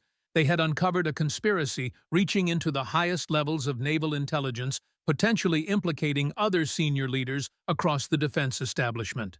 The political ramifications were enormous, the danger to themselves correspondingly greater. Back at the safe house, the team consolidated their intelligence and assessed the situation. The operations room buzzed with focused activity as they processed information and developed their next steps. Harrington's involvement changes the operational parameters, Sarah noted, organizing the photographic evidence. As Deputy Director of Naval Intelligence, he has access to resources we can't match: satellite surveillance signals, intelligence operational teams. And credibility, Sam added, his word against ours in any official investigation. Which is why documentation is crucial, John emphasized. Everything must be verifiable, unimpeachable. Chain of custody maintained for all evidence. Miguel examined the surveillance photos of the Marina operation. The weapons are still the immediate concern. If those HIMARS components reach Yemen, he didn't need to finish the thought. Everyone understood the implications. High-mobility artillery rocket systems in terrorist hands would pose a devastating threat to American forces, diplomatic facilities, and allies throughout the region. The boats are scheduled to rendezvous with a larger vessel in international waters, Sarah reported, reviewing the intercepted communications data. Cargo ship registered to a Liberian shell company, currently positioned approximately 200 nautical miles offshore. Beyond our reach, Jack observed grimly. John considered their options, weighing capabilities against objectives with the cool calculation of a veteran operator. We've achieved the intelligence objective. Now we need to prevent those weapons from reaching their destination. How? Doc asked the question on everyone's mind. We're 5 operators against a protected naval intelligence operation with unknown resources. John turned to Sam. Options through official channels. Sam shook his head. Compromised. Harrington's position gives him visibility into any official inquiry. He'd know immediately, have time to cover tracks or accelerate the timeline. What about Henderson? Miguel suggested. Valuable ally but limited reach, John assessed. Base security commander can't override naval intelligence operations or access required resources. A thoughtful silence fell over the room as each team member contemplated the seemingly impossible situation. They had the intelligence, the evidence of treason at the highest levels, but no clear path to act on it without endangering the mission and themselves. Sarah, her analytical mind continuing to work through the problem, looked up suddenly. There's someone else. Someone Harrington can't control or monitor. All eyes turned to her. Director Catherine Hayes, Department of Justice, National Security Division. Career prosecutor, no military connections, presidential appointment with Senate confirmation. Her office handles espionage and terrorism cases, independent of military chains of command. John considered this suggestion. Verification of independence. I worked with her on 3 separate operations during my CIA tenure, Sarah confirmed. Absolute integrity, completely independent of military influence. And she has the authority to mobilize FBI hostage rescue team assets if necessary. The team exchanged glances, weighing this option. The Department of Justice National Security Division represented a potential solution, an agency with both the authority and resources to act on their intelligence without being compromised by Harrington's influence. Contact protocol, John asked. Secure established during previous operations, Sarah replied. Communication pathway Harrington wouldn't monitor or expect. John made the decision. Make contact. Present evidence, situation, assessment, and timeline. Request immediate intervention to intercept the weapons shipment. As Sarah established the secure connection to Director Hayes, the rest of the team continued processing their intelligence, organizing evidence, and preparing contingency plans. Years of operational experience had taught them to hope for the best, while preparing for the worst. Sarah's conversation with Director Hayes lasted 23 minutes, concise, detailed professional. When she ended the call, her expression conveyed cautious optimism. Hayes is activating a specialized FBI maritime interdiction team. Naval assets would be compromised through Harrington's position, but FBI falls outside his direct influence. Timeline, John asked. Operation launching within 2 hours. Intercept before the shipment reaches the cargo vessel. Sarah paused. She's also initiating a compartmentalized investigation into Harrington through the DOJ Inspector General's office. No military channels involved. And us? Miguel inquired. She requests our continued documentation and surveillance, but advises against direct intervention now that official channels are engaged. Sarah looked to John. Your call. John considered their position carefully.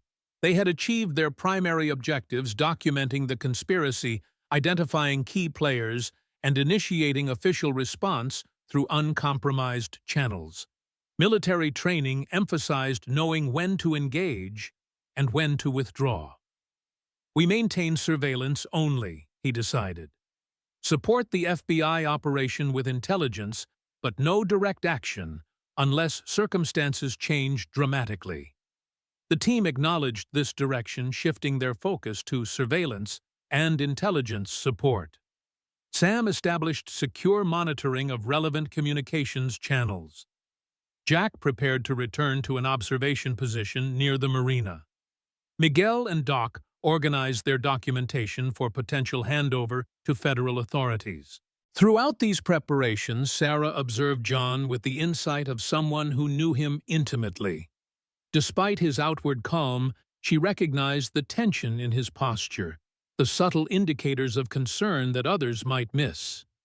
When they had a moment of privacy, she approached him at the operations map. "You're not convinced this will work," she observed quietly. John met her gaze, allowing his guard to lower slightly with the one person he trusted completely. Harrington has had years to establish this network. Contingency plans, distributed resources, multiple cutouts.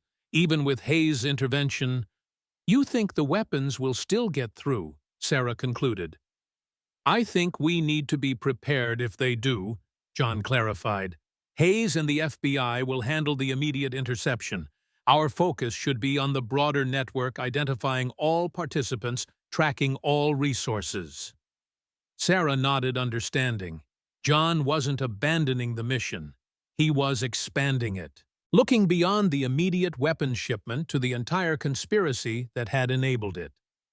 If Harrington is involved, others at his level might be too, she reasoned. A network inside military and intelligence leadership. Exactly, John confirmed. The weapons are a symptom. We need to identify the disease. As they rejoined the team, a secure communication from Jack interrupted their planning. He had returned to a surveillance position near the marina and was reporting real-time developments. Situation changing. Jack's voice came through clearly despite the encryption. Increased activity at the marina. Loading operation accelerated. Appears they're preparing for immediate departure ahead of schedule. John moved to the communications array. Details. Both boats being prepped for launch. Security posture, altered defensive perimeter, contracted focus on immediate area around vessels. They're rushing now, sacrificing security protocols for speed. They've been warned, Sarah concluded. Someone tipped them off about the FBI operation. The implication was clear. Despite Hayes' precautions, the conspiracy had reached even into federal law enforcement. Information had leaked, and the smugglers were adapting. FBI ETA, John asked. Sarah checked the secure tracker Hayes had provided. Maritime team still 90 minutes out. Too late if the boats launch now. John processed this development with the rapid tactical assessment that had kept him alive through countless operations. The situation had changed, requiring immediate adaptation of their approach. We're re-engaging, he decided. Primary objective: delay the launch until FBI assets arrive. Secondary objective, maintain documentation of all activities. The team immediately shifted back to operational mode, gathering essential equipment and preparing for direct action. This was familiar territory, adapting to changing circumstances, overcoming unexpected obstacles, completing the mission despite complications. Approach, Miguel asked, checking his specialized equipment. Minimal force, maximum disruption, John directed. We're not trying to capture the weapons or personnel, just delay their departure until official assets arrive. Electronic warfare options, Sam suggested. Primary approach, John confirmed. Disable navigation systems, communications engine controls, if possible. Sam nodded, selecting specialized equipment designed for such purposes. Range limitations require approach to within 100 meters for effective deployment. Backup options, Doc inquired, always focused on contingency planning. Mechanical disable only if electronic measures fail, John determined. Minimal engagement with security personnel. We're buying time, not starting a war. The team acknowledged these parameters, understanding the delicate balance John was striking. Intervention sufficient to delay the weapons shipment without escalating to a direct confrontation that might compromise their legal standing or the eventual prosecution. Move out in 5 minutes, John ordered. Full documentation equipment, minimal tactical loadout.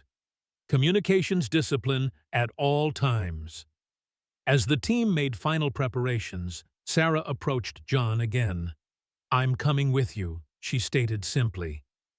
John started to object, but Sarah continued before he could speak. The intelligence analysis needs to happen in real time now. Identifying personnel, documenting chain of command, recognizing behavioral indicators of additional conspirators. Her voice was professional, not emotional. You need my skills on site. John studied her for a moment, weighing operational requirements against security concerns. Sarah was right. Her analytical capabilities would be valuable during the operation itself, not just in processing intelligence afterward. Agreed, he decided. But you maintain distance from direct action. Observation and analysis only. Sarah nodded acceptance of these terms. 5 minutes later, the team departed the safe house in 2 vehicles, heading toward what might become the most consequential operation of their careers, not against foreign adversaries, but against traitors within America's own military and intelligence leadership. The weight of this responsibility settled on John's shoulders as he drove the knowledge that their actions tonight could determine whether sophisticated weapons systems fell into terrorist hands, whether a conspiracy years in the making would be exposed or continue to operate from the shadows. In his long career as a special operator, John Miller had faced countless dangerous missions, but none had carried stakes quite like this. The security of the nation he had served faithfully for decades, now dependent on 5 retired operators and their determination to complete one final unofficial mission. The marina appeared ahead, its lights reflecting off the water as they approached their observation position.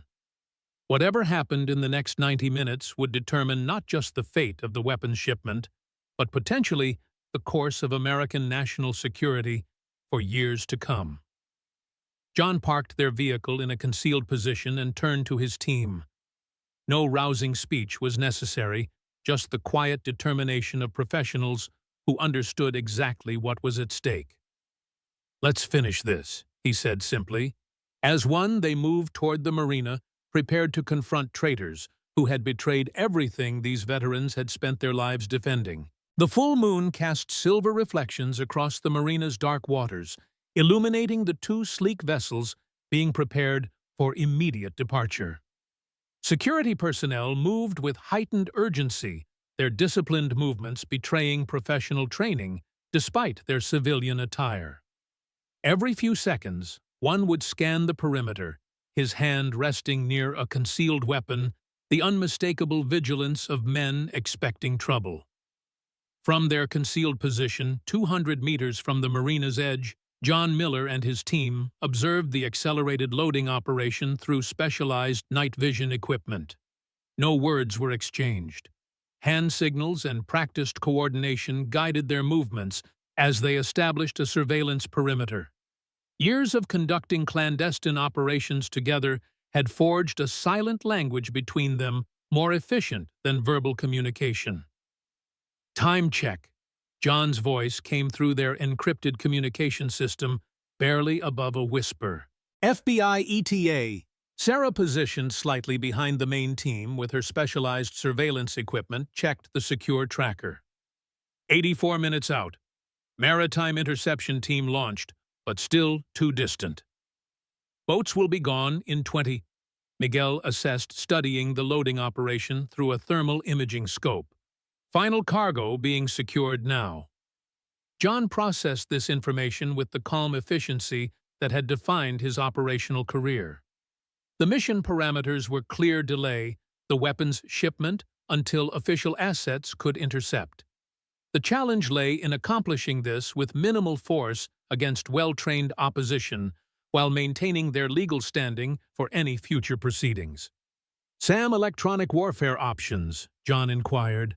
Sam, their signals intelligence specialist, had been scanning the marina's electronic signature since their arrival. 3 primary targets: navigation systems, engine control modules, and communications array. All accessible, but require closer proximity, 50 meters maximum, for reliable effect. Approach vectors, John asked, already formulating a plan. Jack, leveraging his sniper's eye for terrain assessment, indicated options on their tactical display. Eastern approach offers best concealment to the 30-meter mark. Beyond that, exposed ground to the perimeter fence. Security coverage: 2 roving pairs on alternating patterns. Predictable gaps of approximately 40 seconds between sweeps. John made his decision. Sam and I will approach from the east. Electronic warfare package deployment is primary objective. Miguel, establish position here with mechanical disable option if electronics fail.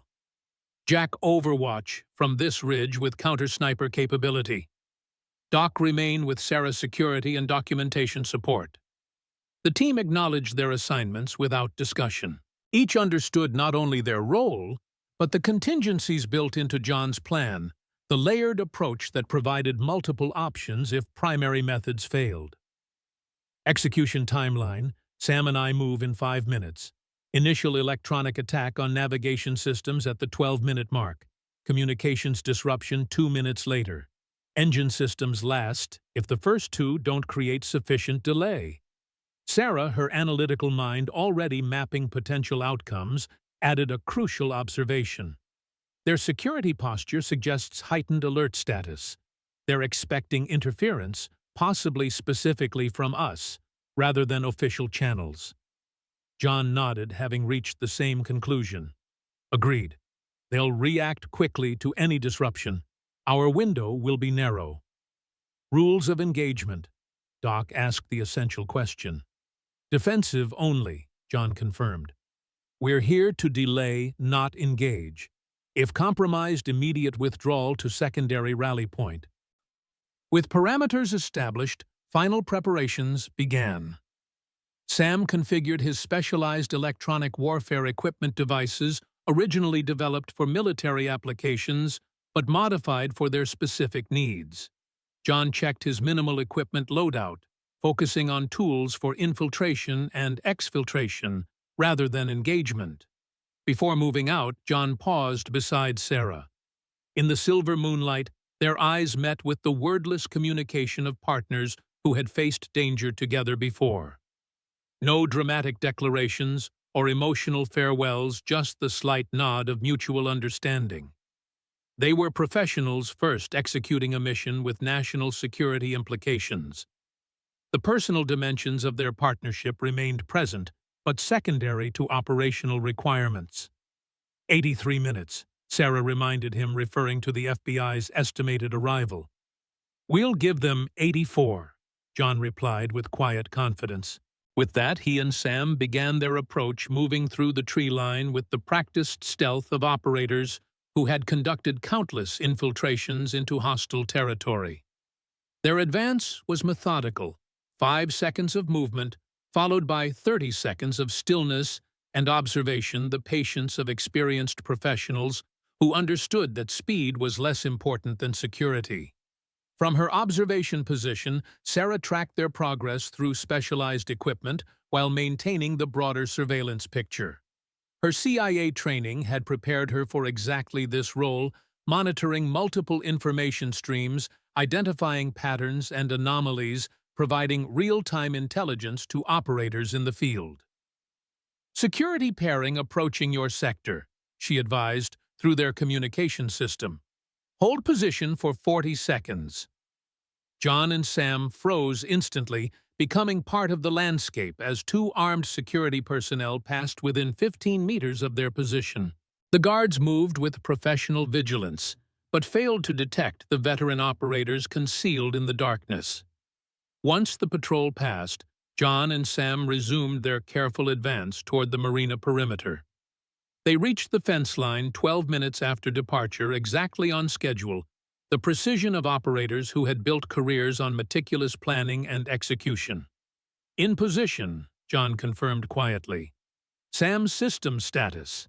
Sam had already deployed his specialized equipment, establishing the electronic interface necessary to access the boat's systems. Connection initializing. 30 seconds to navigation system access. While Sam worked, John maintained security, his experienced eyes constantly scanning for threats. The loading operation continued on the docks, now reaching its final stages. Both vessels had engines running at idle, preparing for immediate departure once the last components were secured. Navigation systems compromised, Sam reported moments later, introducing corrupted waypoint data and GPS signal interference. On the docks, the first signs of their intervention became visible. A crew member on the lead boat gestured urgently to the pilot, pointing at malfunctioning navigation displays.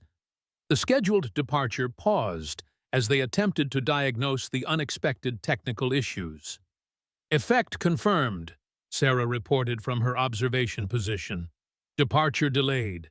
Security posture unchanged. They believe it's a technical malfunction, not external interference. Proceeding to communications systems.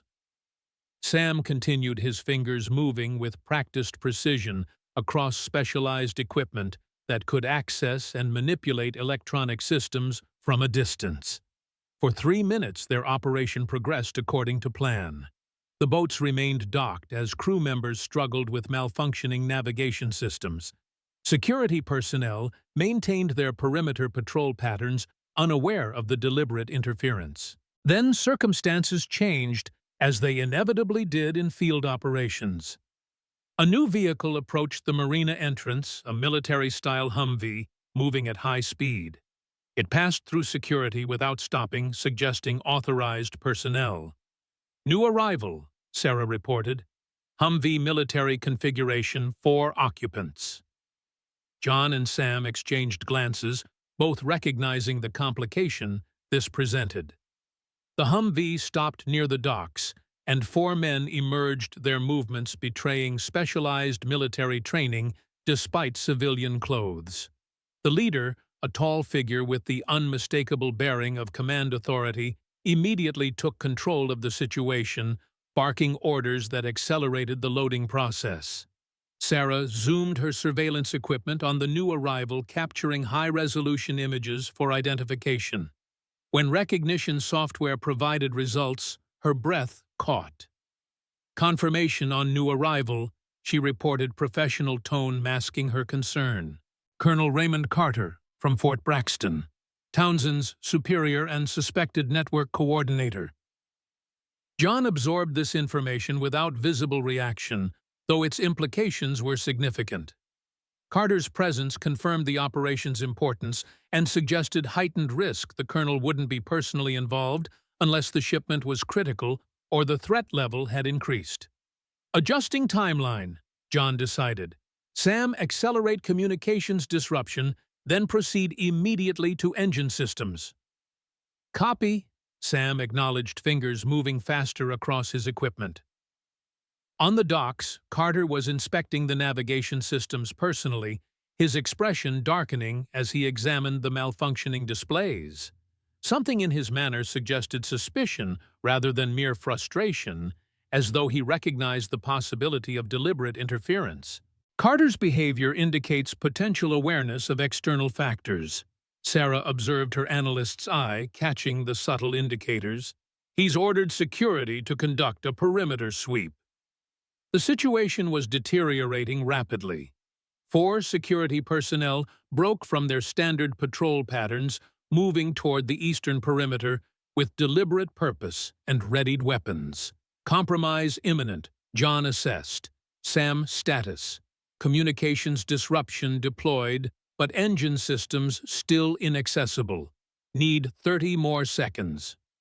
John made the tactical decision that had defined his operational career, balancing mission requirements against team security with split-second precision.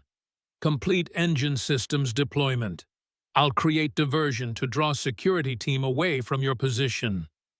Before Sam could protest, John had already moved circling north to establish separation between himself and Sam's position. He deployed a small diversionary device from his equipment, a specialized tool designed to create noise and movement signatures that would attract attention without revealing his actual location. The diversion worked perfectly. The security team altered course, moving toward the northern tree line, where John's device created the impression of someone moving through underbrush. Communication systems fully compromised, Sam reported. Proceeding to engine control modules. On the docks, the effect became immediately apparent. Radio communications between security teams dissolved into static. Carter attempted to use a satellite phone only to find it similarly affected. His expression shifted from suspicion to certainty they were under deliberate electronic attack. Carter shouted orders, gesturing emphatically toward the boats. The message was clear even without hearing his words. Depart immediately, regardless of technical issues. They're preparing for emergency departure, Sarah reported, bypassing standard launch protocols. Sam, status on engine systems, John inquired urgently. Partial access only. Can reduce efficiency but not prevent launch. Need better position for full effectiveness. A decision point had arrived, the critical moment in any operation where plans must adapt to changing circumstances. John assessed options with the rapid clarity that had kept him and his teams alive through countless high-risk missions. Maintain current position. Deploy available engine disruption. The order reflected John's priority on team security over mission completion, a hallmark of his leadership style. Sam acknowledged and implemented the limited engine disruption measures available from his current position. On the docks, the effects manifested immediately as one boat's engines sputtered and lost power momentarily before emergency systems restored partial functionality. Carter's response was immediate and decisive. He ordered half the security team onto the boats, while the remainder established defensive positions around the marina perimeter. The loading operation abandoned any pretense of normal procedures, with remaining cargo being secured haphazardly for emergency departure. FBI update. John requested already moving to extract Sam from his increasingly vulnerable position. ETA 72 minutes, Sarah replied. Too long. The mission parameters had shifted fundamentally. Their electronic warfare measures had created delay, but would not prevent departure. More direct intervention would be required, intervention that carried significantly higher risk and potential legal complications. Miguel, mechanical disable options, John inquired as he reached Sam's position and began their withdrawal. Miguel, positioned with line of sight to the marina from his concealed location, had already prepared contingencies. 2 options: fuel line disruption requiring direct access to the vessels or propeller fouling from distance. Second option, requires specialized equipment from vehicle. John weighed these options against mission parameters and risk assessment. Direct access to the vessels meant engaging with armed security personnel, an escalation he had explicitly sought to avoid. The propeller fouling option required retrieving equipment and repositioning, consuming precious minutes they might not have. Before John could issue new orders, Carter's next action forced his hand. "Colonel Carter is on satellite communication," Sarah reported, her specialized equipment capturing the transmission. "He's requesting air support from an unknown asset. Estimated arrival time 15 minutes. The implications were immediate and concerning. Air support, likely helicopter transport, would allow the weapons to be moved even if the boats were disabled. The operation had expanded beyond their anticipated parameters. John made the decisive call that reflected both operational necessity and the moral imperatives that had guided his career. Full team engagement. Primary objective remains delay until FBI arrival. Miguel retrieve fouling equipment and deploy on both vessels. Jack disable communications array on marina roof to prevent further transmissions. Doc prepare for potential casualties medical support, only no direct engagement. Sam continue electronic disruption from fallback position. Sarah maintained surveillance and documentation. The team acknowledged and moved immediately to execute these new directives. The controlled limited operation had transformed into a direct intervention against a weapons smuggling operation protected by senior military leadership territory. None of them had expected to enter when the mission began. John joined Miguel, moving rapidly back to their concealed vehicle to retrieve the specialized equipment for propeller fouling weighted lines designed to entangle marine propulsion systems when deployed correctly. "We'll approach from the western dock," John decided as they prepared the equipment. "Security focus is currently east and north after our electronic attack." Miguel nodded agreement. Despite retirement, his operational instincts remained sharp, the muscle memory of countless missions still guiding his movements and decisions. They approached the marina from the western edge, using the operations building as concealment as they reached the waterline. The boats were 50 meters away, engines running at increased power as they prepared for emergency departure, despite the electronic interference affecting their systems. John and Miguel deployed their specialized equipment with practiced efficiency weighted lines with grappling attachments designed to foul propellers when pulled into the propulsion systems. The first line landed perfectly, disappearing beneath the lead boat's stern, where water turbulence would draw it into the propellers. Before they could deploy the second line, a shout from the docks shattered their momentary advantage. "Western perimeter, 2 targets at waterline." Security personnel pivoted toward their position, weapons raised. John and Miguel abandoned the second deployment, taking cover behind fuel storage tanks as bullets struck the metal containers and surrounding concrete. "Western position compromised," John reported through their communication system. "Engaging security personnel defensively only." The distinction was important. They would protect themselves but not initiate offensive action against American citizens, regardless of the criminal conspiracy those citizens served. This principle had guided John's operations throughout his career, separating legitimate special operations from mere violence. From his overwatch position, Jack provided crucial support, using his precision shooting skills to disable floodlights rather than personnel. The marina plunged into partial darkness, creating confusion among the security team and buying John and Miguel precious moments to reposition. "First boat attempting departure," Sarah reported. "Propeller fouling partially successful, reduced mobility, but not complete disablement." On the water, the lead boat moved awkwardly away from the dock, its engines straining against the entangling line wrapped around one propeller. The second vessel accelerated its departure preparations, crew members casting off lines with frantic urgency. Carter stood on the dock shouting orders while maintaining communication on a backup radio system that had survived their electronic attack. His expression betrayed both fury and concern. The operation was unraveling despite his efforts to salvage it. Air asset approaching from southeast, Sarah reported. Helicopter configuration arrival in approximately 12 minutes. John assessed their rapidly evolving situation. The first boat was damaged, but mobile, potentially able to reach open water before FBI assets arrived. The second vessel remained docked, but would depart momentarily. Air support would arrive well before FBI interdiction teams, potentially allowing weapons transfer regardless of the boat's status.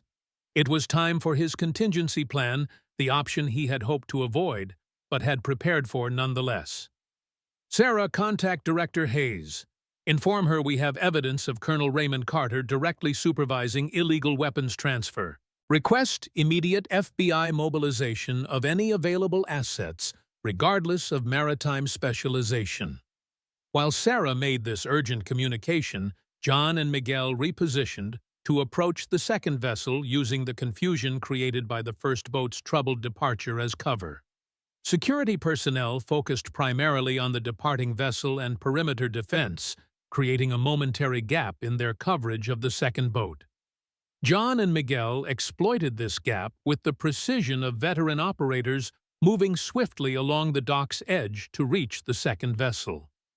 They deployed their remaining fouling equipment directly into the propulsion system from close range, a more effective placement that would cause complete disablement rather than mere interference. Their action did not go unnoticed. 2 security personnel on the vessel opened fire, forcing John and Miguel to take cover behind dock structures. The exchange was brief, but intense, professional operators on both sides demonstrating trained fire discipline rather than panic. John and Miguel returned fire with controlled precision, aiming to disable rather than kill. One security operator took a carefully placed shot to the shoulder, neutralizing the threat without causing fatal injury. The second took cover, pinned down by Miguel's suppressive fire. On the first vessel, now 30 meters from shore and struggling with compromised propulsion, Captain Townsend emerged from the cabin, observing the situation with professional assessment.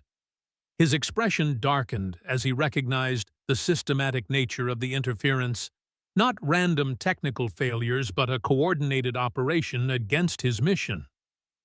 Townsend made a decision, returning to the cabin and emerging moments later with a satellite communication device, a backup system independent of the vessel's compromised electronics.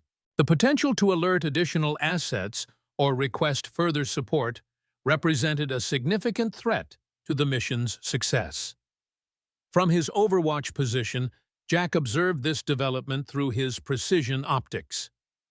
Townsend on lead vessel with satellite communication device, he reported. Clear shot available. Negative on personnel targeting. John responded immediately, maintaining the operation's ethical parameters despite escalating circumstances. Disable the device only. Jack acknowledged, adjusting his aim with the microscopic precision that had made him a legendary sniper during his service. The shot, when it came, was a masterpiece of marksmanship, striking the satellite device in Townsend's hand without injuring the man himself. The impact sent fragments of electronic components scattering across the boat deck. Townsend recoiled in shock, dropping the destroyed device before taking cover, his opportunity for external communication eliminated. Device neutralized, Jack confirmed. Townsend unharmed. On the dock, Colonel Carter observed these developments with growing alarm. The systematic neutralization of his operations capabilities suggested opposition far more organized than local law enforcement or random interference. His expression shifted as realization dawned. This was a professional counter-operation with specific knowledge of his activities. Carter made a decisive move, abandoning the second vessel and returning to his vehicle. The colonel's priority had clearly shifted from completing the weapons transfer to personal extraction the hallmark of a compromised operation. Carter disengaging, Sarah reported, attempting to leave marina perimeter. John processed this development. Carter's departure represented both an opportunity and a threat, reducing command presence at the marina, but potentially allowing a key conspirator to escape before FBI assets arrived to take official custody. Miguel, complete disablement of second vessel. I'll delay Carter's departure. Miguel acknowledged continuing his work to ensure the weapons could not be transported by water. John moved with practiced stealth along the marina perimeter, positioning himself near the exit where Carter's vehicle would need to pass. As Carter's Humvee approached the exit, John implemented a simple but effective vehicle disablement technique, a specialized spike strip deployed across the access road, concealed from driver visibility until the last moment. The Humvee's tires shredded as it crossed the hidden device. The vehicle swerved before coming to an abrupt halt, rendered immobile by the comprehensive tire damage. Carter emerged, his military training evident in how he immediately assessed surroundings and identified cover positions. John remained concealed, observing rather than engaging. His objective was delay, not capture or confrontation. Every minute Carter remained at the marina was another minute closer to FBI arrival and official intervention. Update on FBI response. Sarah's voice came through their communication system. Hayes has redirected assets. New ETA 27 minutes. The timeline had improved significantly, but still left a critical gap. The approaching helicopter could arrive in approximately 8 minutes, potentially extracting personnel or even weapons components despite the vessel's disablement. John adjusted their operational approach accordingly. Jack, stand by for helicopter arrival. Non-personnel targeting, only fuel tank if clear shot available, otherwise rotors or control surfaces. Confirmed, Jack acknowledged.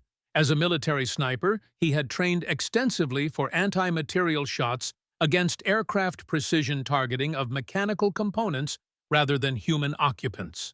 On the water, the first boat had managed only 300 meters from shore. Its compromised propulsion system creating a circular pattern rather than forward progress. The weapon components remained secure but immobile, precisely the outcome John had sought. The second vessel remained docked, its propulsion system completely disabled by Miguel's direct intervention.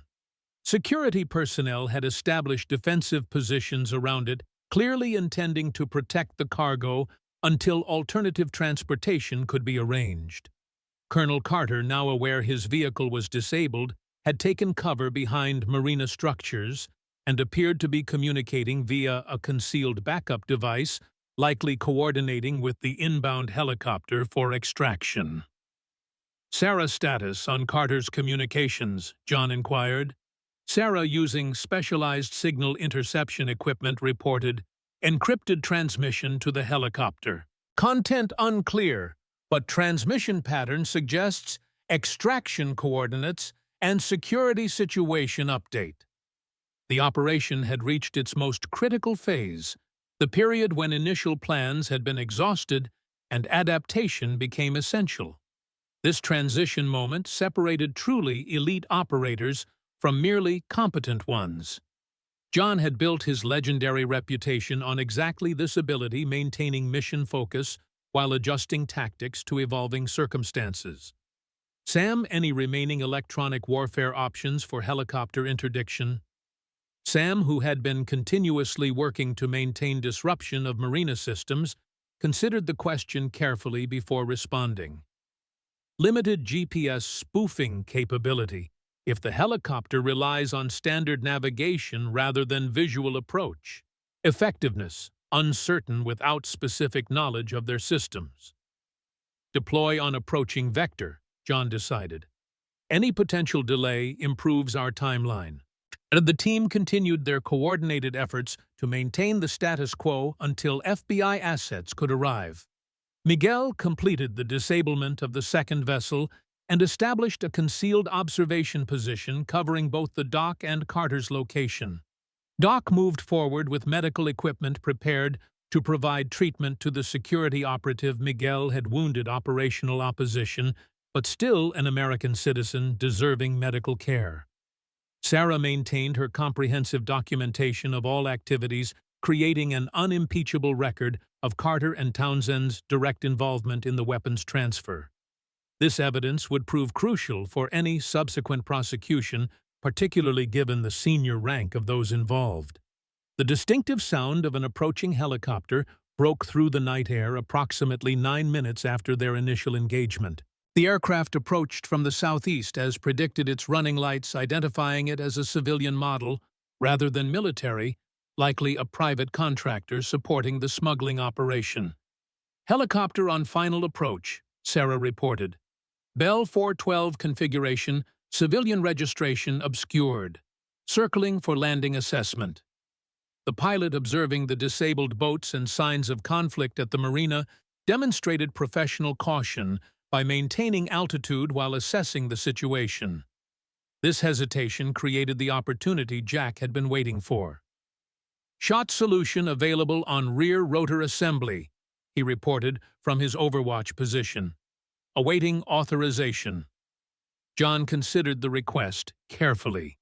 Disabling an aircraft in flight carried significant risks, including potential injury to occupants during landing. Yet allowing the helicopter to land would introduce a new extraction capability for the weapons components. "Can you guarantee non-catastrophic disablement?" John asked, his concern for civilian life remaining paramount, despite operational imperatives. "Affirmative," Jack replied with the quiet confidence of a master at his craft. "Targeting tail rotor control linkage. Will force precautionary landing without full failure." "Execute when ready," John authorized. Seconds later, a single shot rang out from Jack's position. Through specialized optics, the team observed the helicopter shudder slightly as the precision round impacted exactly where intended, damaging control linkages without causing catastrophic failure. The effect was immediate. The helicopter entered a controlled but definite spin, its pilot fighting to maintain stability as warning systems activated. With professional skill, the pilot arrested the spin and initiated an emergency landing procedure, touching down in an open area several hundred meters from the marina. The aircraft remained intact, its occupants unharmed, but it would not be taking off again without significant repairs. Another potential extraction method had been neutralized. "Helicopter disabled," Jack confirmed. "Clean interdiction, no casualties." At the marina, the consequences of this development registered immediately on Colonel Carter's face. His extraction option eliminated, surrounded by a disabled operation with FBI assets inbound. The colonel's demeanor shifted from commanding to desperate. Carter emerged from cover, moving rapidly toward one of the security team's vehicles, a standard SUV parked near the operations building. His intention was clear: abandoned his compromised operation in favor of personal escape. Carter attempting secondary extraction via security vehicle, Sarah reported. Departure imminent. John faced another decision point. Allowing Carter to escape would remove a key figure from immediate accountability, potentially compromising subsequent prosecution efforts. Yet, direct intervention would require physical confrontation with a senior military officer territory with significant legal complications. Before John could issue orders, an unexpected development resolved the dilemma. Colonel Henderson's voice came through their secure communication channel. The Fort Braxton security commander had arrived at the perimeter with a contingent of military police. "Ghost, this is Sentinel," Henderson transmitted using an old operational call sign. "We have the marina perimeter secured. FBI assets inbound ETA 19 minutes. Hold positions and maintain status quo." John acknowledged relief evident in his typically controlled voice. Official military assets operating under legitimate authority had arrived, changing the operational parameters fundamentally. At the marina entrance, Colonel Henderson's arrival created immediate confusion among the security personnel. Confronted with legitimate military police showing proper identification and authorization, their resistance crumbled. These were private contractors accustomed to operating in legal gray areas, not hardened combatants willing to fire on uniformed military personnel. Colonel Carter, observing this development from his position near the security vehicle, recognized the comprehensive failure of his operation. The weapons components remained secured, but immobile. His security force was surrendering to military police. His communication options had been systematically eliminated. His extraction methods had been neutralized one by one. In this moment of realization, Carter made his final decision, one that would shape the eventual consequences of the entire conspiracy. Rather than surrender or attempt further resistance, Carter retrieved documentation from his vehicle, ignited it using a cigarette lighter, and waited until the flames consumed whatever evidence the papers might have contained. Only then did he raise his hands in the universal gesture of surrender. Henderson personally took Carter into custody, the formality of the procedure emphasizing the severity of the situation. A base security commander arresting a superior officer on suspicion of treason, an almost unprecedented circumstance in modern military operations. As Henderson secured Carter, John's team maintained their positions, continuing observation and documentation while avoiding direct interaction with official personnel. Their role was transitioning from active intervention to intelligence support, providing the comprehensive evidence they had gathered to the appropriate authorities. FBI vessels approaching by water, Sarah reported 19 minutes later. Maritime interdiction team with full tactical capabilities. The official response had arrived. 4 FBI tactical boats approached at high speed, surrounding the disabled smuggling vessel that had managed to leave the dock. Additional FBI personnel secured the marina perimeter, establishing formal custody of the weapons components and all involved personnel. FBI Special Agent Catherine Hayes, Director of the Department of Justice National Security Division, arrived minutes later, immediately establishing a secure perimeter and evidence collection protocols. Her first action was to locate Sarah, who had made the initial contact through their established channels. "Your intelligence was accurate," Hayes acknowledged when they met at a discreet location away from the main operation. "Preliminary inspection confirms HIMARS components and targeting systems. This would have been catastrophic in the wrong hands." Sarah provided Hayes with their comprehensive documentation photographs, communications intercepts, video recordings, and detailed notes on the entire conspiracy from their initial discovery at Fort Braxton through the attempted transfer at the marina. "There's more," Sarah added, providing the intelligence they had gathered about Vice Admiral Harrington's involvement. "This reaches higher than Carter, much higher." Hayes reviewed the evidence of Harrington's participation with growing concern. "This will require specialized handling. The political implications alone—" She trailed off, understanding the complexity ahead. "We have unimpeachable documentation," Sarah assured her. "Multiple sources chain of custody maintained throughout." Hayes nodded appreciation for their professionalism. "And your team, ready to provide testimony if required, but prefer to remain unnamed in official records if possible." "Understood," Hayes agreed. "Given the sensitivity and your team's background, we'll establish appropriate protocols. Your contribution will be recognized, but protected." With official handover complete, John's team began their methodical withdrawal from the operation area. They had accomplished their mission, preventing the weapons transfer, documenting the conspiracy, and ensuring official accountability through legitimate channels. As they departed, John maintained observation long enough to see Captain Townsend taken into FBI custody, his expression a mixture of defiance and resignation as he was led away in handcuffs. The man who had slapped Sarah in the Fort Braxton mess hall just days earlier now faced federal charges carrying potential life sentences. The symmetry was not lost on John, though he took no personal satisfaction from it. Throughout his career, he had viewed operations through the lens of national security rather than personal vindication.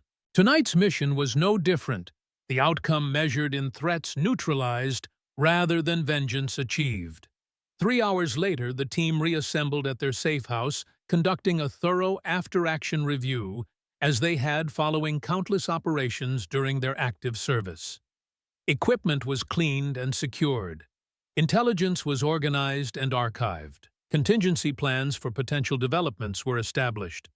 Hayes will handle the official investigation professionally, Sarah assessed, having worked with the DOJ director previously. The evidence is comprehensive and compelling. Convictions are likely for all direct participants. And Harrington, Miguel asked the question on everyone's mind. More complicated, John acknowledged. His position provides certain protections and his connections reach into the highest levels of government. The investigation will face significant political pressure. But the evidence is solid, Sam noted. His presence at the marina direct inspection of the weapons components, it's all documented. Evidence can disappear, Jack observed cynically. Files can be classified, witnesses reassigned or discredited. Not this time, Sarah said with quiet confidence. Hayes has established independent documentation channels outside normal government systems, and our records provide backup verification if official evidence is compromised. The team continued their discussion well into the early morning hours, addressing every aspect of the operation and its potential consequences. Their professional thoroughness remained undiminished by retirement or the unofficial nature of their mission. As dawn approached, they prepared to separate, returning to their civilian lives and identities while maintaining secure communication channels for any developments requiring their attention. Before departing, Jack asked the question that had remained unspoken throughout the operation itself. Was it worth it? He inquired, looking directly at John. Coming out of retirement, risking everything legally, professionally, personally. John considered the question with characteristic thoughtfulness. We took an oath, he replied simply, to support and defend the Constitution against all enemies, foreign and domestic. That oath doesn't expire with our service. The team nodded understanding. Despite years in civilian life, their fundamental commitment remained unchanged, the willingness to stand between their nation and those who would harm it, regardless of personal cost. As they departed the safe house, returning to their separate lives across the country, each carried the quiet satisfaction of mission, accomplished not for recognition or reward, but for the principles that had guided their service from the beginning. 1 year later, Sarah Miller stood in the kitchen of a small restaurant in rural Virginia, preparing the day's special, with the same attention to detail she had once applied to intelligence analysis. The transition from CIA analyst to mess hall cook to restaurant owner had been unexpected, but fulfilling, allowing her to build something positive after years of confronting threats. The bell above the door chimed as a customer entered. Sarah looked up, a warm smile spreading across her face as she recognized her husband. John Miller, dressed in simple civilian clothes that concealed his extraordinary background, returned her smile as he approached the counter. At 49, he remained physically imposing, despite his efforts to blend into civilian life, the bearing and awareness of a veteran operator impossible to completely disguise. Busy day, he asked, placing a small bouquet of wildflowers on the counter between them. Steady, Sarah replied, accepting the flowers with appreciation for the simple gesture. The pot roast special was popular again. Their conversation continued with the comfortable familiarity of partners who had built a life together beyond the extraordinary circumstances of their professional backgrounds. They discussed ordinary matters, restaurant supplies, community events, plans for their garden, with the same focused attention they had once applied to national security operations. Only when the last customer had departed and Sarah began closing procedures did the conversation shift to other matters. "Hayes called today," John mentioned casually as he helped clean the kitchen. "Harrington's case is proceeding to closed military tribunal next month." Sarah nodded, having expected this development. Closed proceedings. Convenient for limiting public exposure. "But proceeding nonetheless," John noted. "Hayes ensured independent oversight from the Intelligence Committee. No manipulation of evidence or witness testimony." And Carter. 20 years federal maximum security. Townsend received 15 with possibility of parole after 10. The others received varying sentences based on involvement levels. Sarah absorbed this information with professional detachment. Justice had been served, though necessarily through classified channels, given the national security implications. The weapons had been recovered, the conspiracy exposed and dismantled, the principals held accountable. "Any indication of wider involvement?" she asked the analyst in her still-seeking comprehensive understanding. "Ongoing investigation," John replied. "Hayes believes 3 additional flag officers may have had knowledge or peripheral involvement.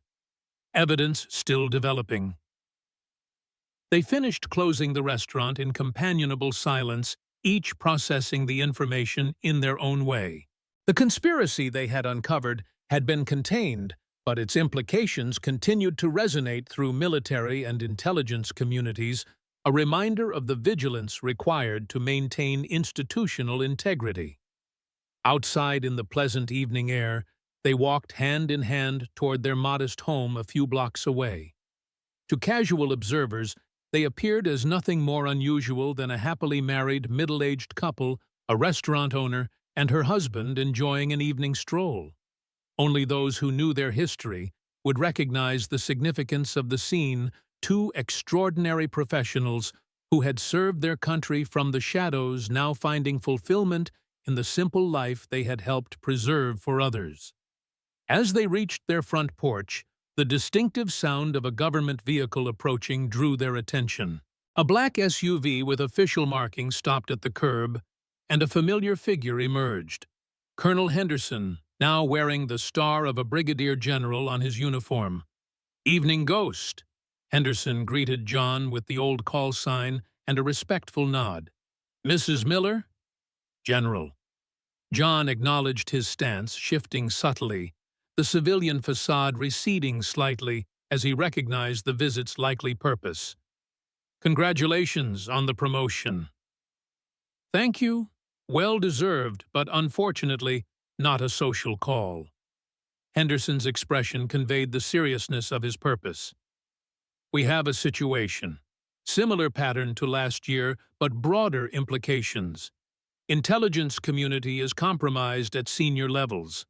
Official channels insufficient for proper investigation."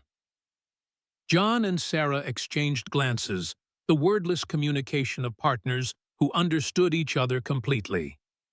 "The team?" John asked simply. "Ready when you are," Henderson confirmed. "Transport standing by."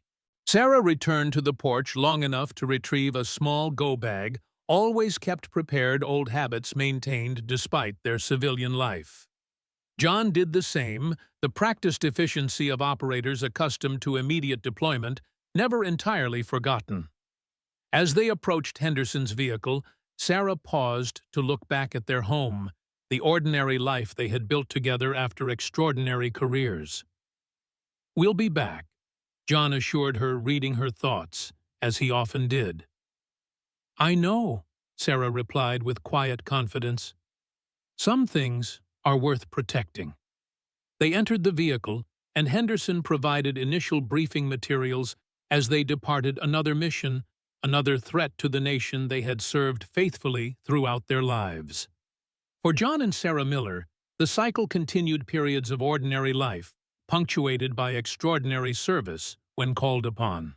Not for recognition or reward, but from the fundamental commitment that had defined their careers from the beginning, to stand between their nation and those who would harm it, regardless of personal cost. Behind them, their small restaurant and modest home stood as testimony to the life they had built. A life made possible by the sacrifices of countless quiet professionals who served their country from the shadows, asking nothing in return but the opportunity to live in the peace they helped secure for others. The SUV disappeared down the rural Virginia road, carrying two of America's most valuable assets back into service, their extraordinary capabilities hidden beneath ordinary appearances, their exceptional commitment concealed behind unassuming demeanors. Just as it had always been for the operators known as ghosts. The black SUV carrying John and Sarah Miller disappeared into the Virginia twilight, but the impact of their story would echo far beyond the quiet country roads they traveled. 3 months after Henderson's late-night visit, a series of closed military tribunals concluded with stunning results. Not just Harrington, but 4 additional flag officers and 2 senior Pentagon officials faced justice for their roles in what the classified records called Operation Poseidon. While the public would never know the full extent of the conspiracy or how close America had come to seeing its own weapons turned against it, the ripple effects transformed military security protocols nationwide. At Fort Braxton, now under new command, the mess hall was renamed Miller's, in an unofficial tribute that puzzled most visitors but brought knowing smiles to the veterans who had witnessed that fateful day when a simple cook stood her ground against a bully and her husband walked in. The small restaurant in rural Virginia continued to thrive, though customers occasionally noticed it closed for days or weeks at a time. The owners always returned with the same explanation: family matters. Some locals whispered about the couple's mysterious comings and goings, the occasional government vehicles that appeared in the night, the way both seemed to carry themselves with a quiet vigilance that belied their ordinary appearance. Master Sergeant Wilkins, now fully retired, became a regular at the restaurant. He never spoke of the past, never mentioned Damascus or Fallujah or a dozen other places where he had witnessed the work of the man known as Ghost. He simply enjoyed the best pot roast in Virginia and the quiet company of 2 people who understood what service truly meant. What few knew, what the official records would never show, was that the Ghosts had never truly disbanded. They operated now in a gray space between retirement and service, called upon, when threats emerged that official channels couldn't address. 5 ordinary citizens scattered across the country living quiet lives until the call came. Then they would transform once more into the elite unit they had always been facing. Threats most Americans would never know existed. This was their legacy, not medals or recognition, but the quiet knowledge that they stood ready when needed. For John and Sarah Miller, the balance between ordinary and extraordinary defined their unique partnership, comfortable domesticity, punctuated by moments of intense purpose. Their oath, as John had said, never expired.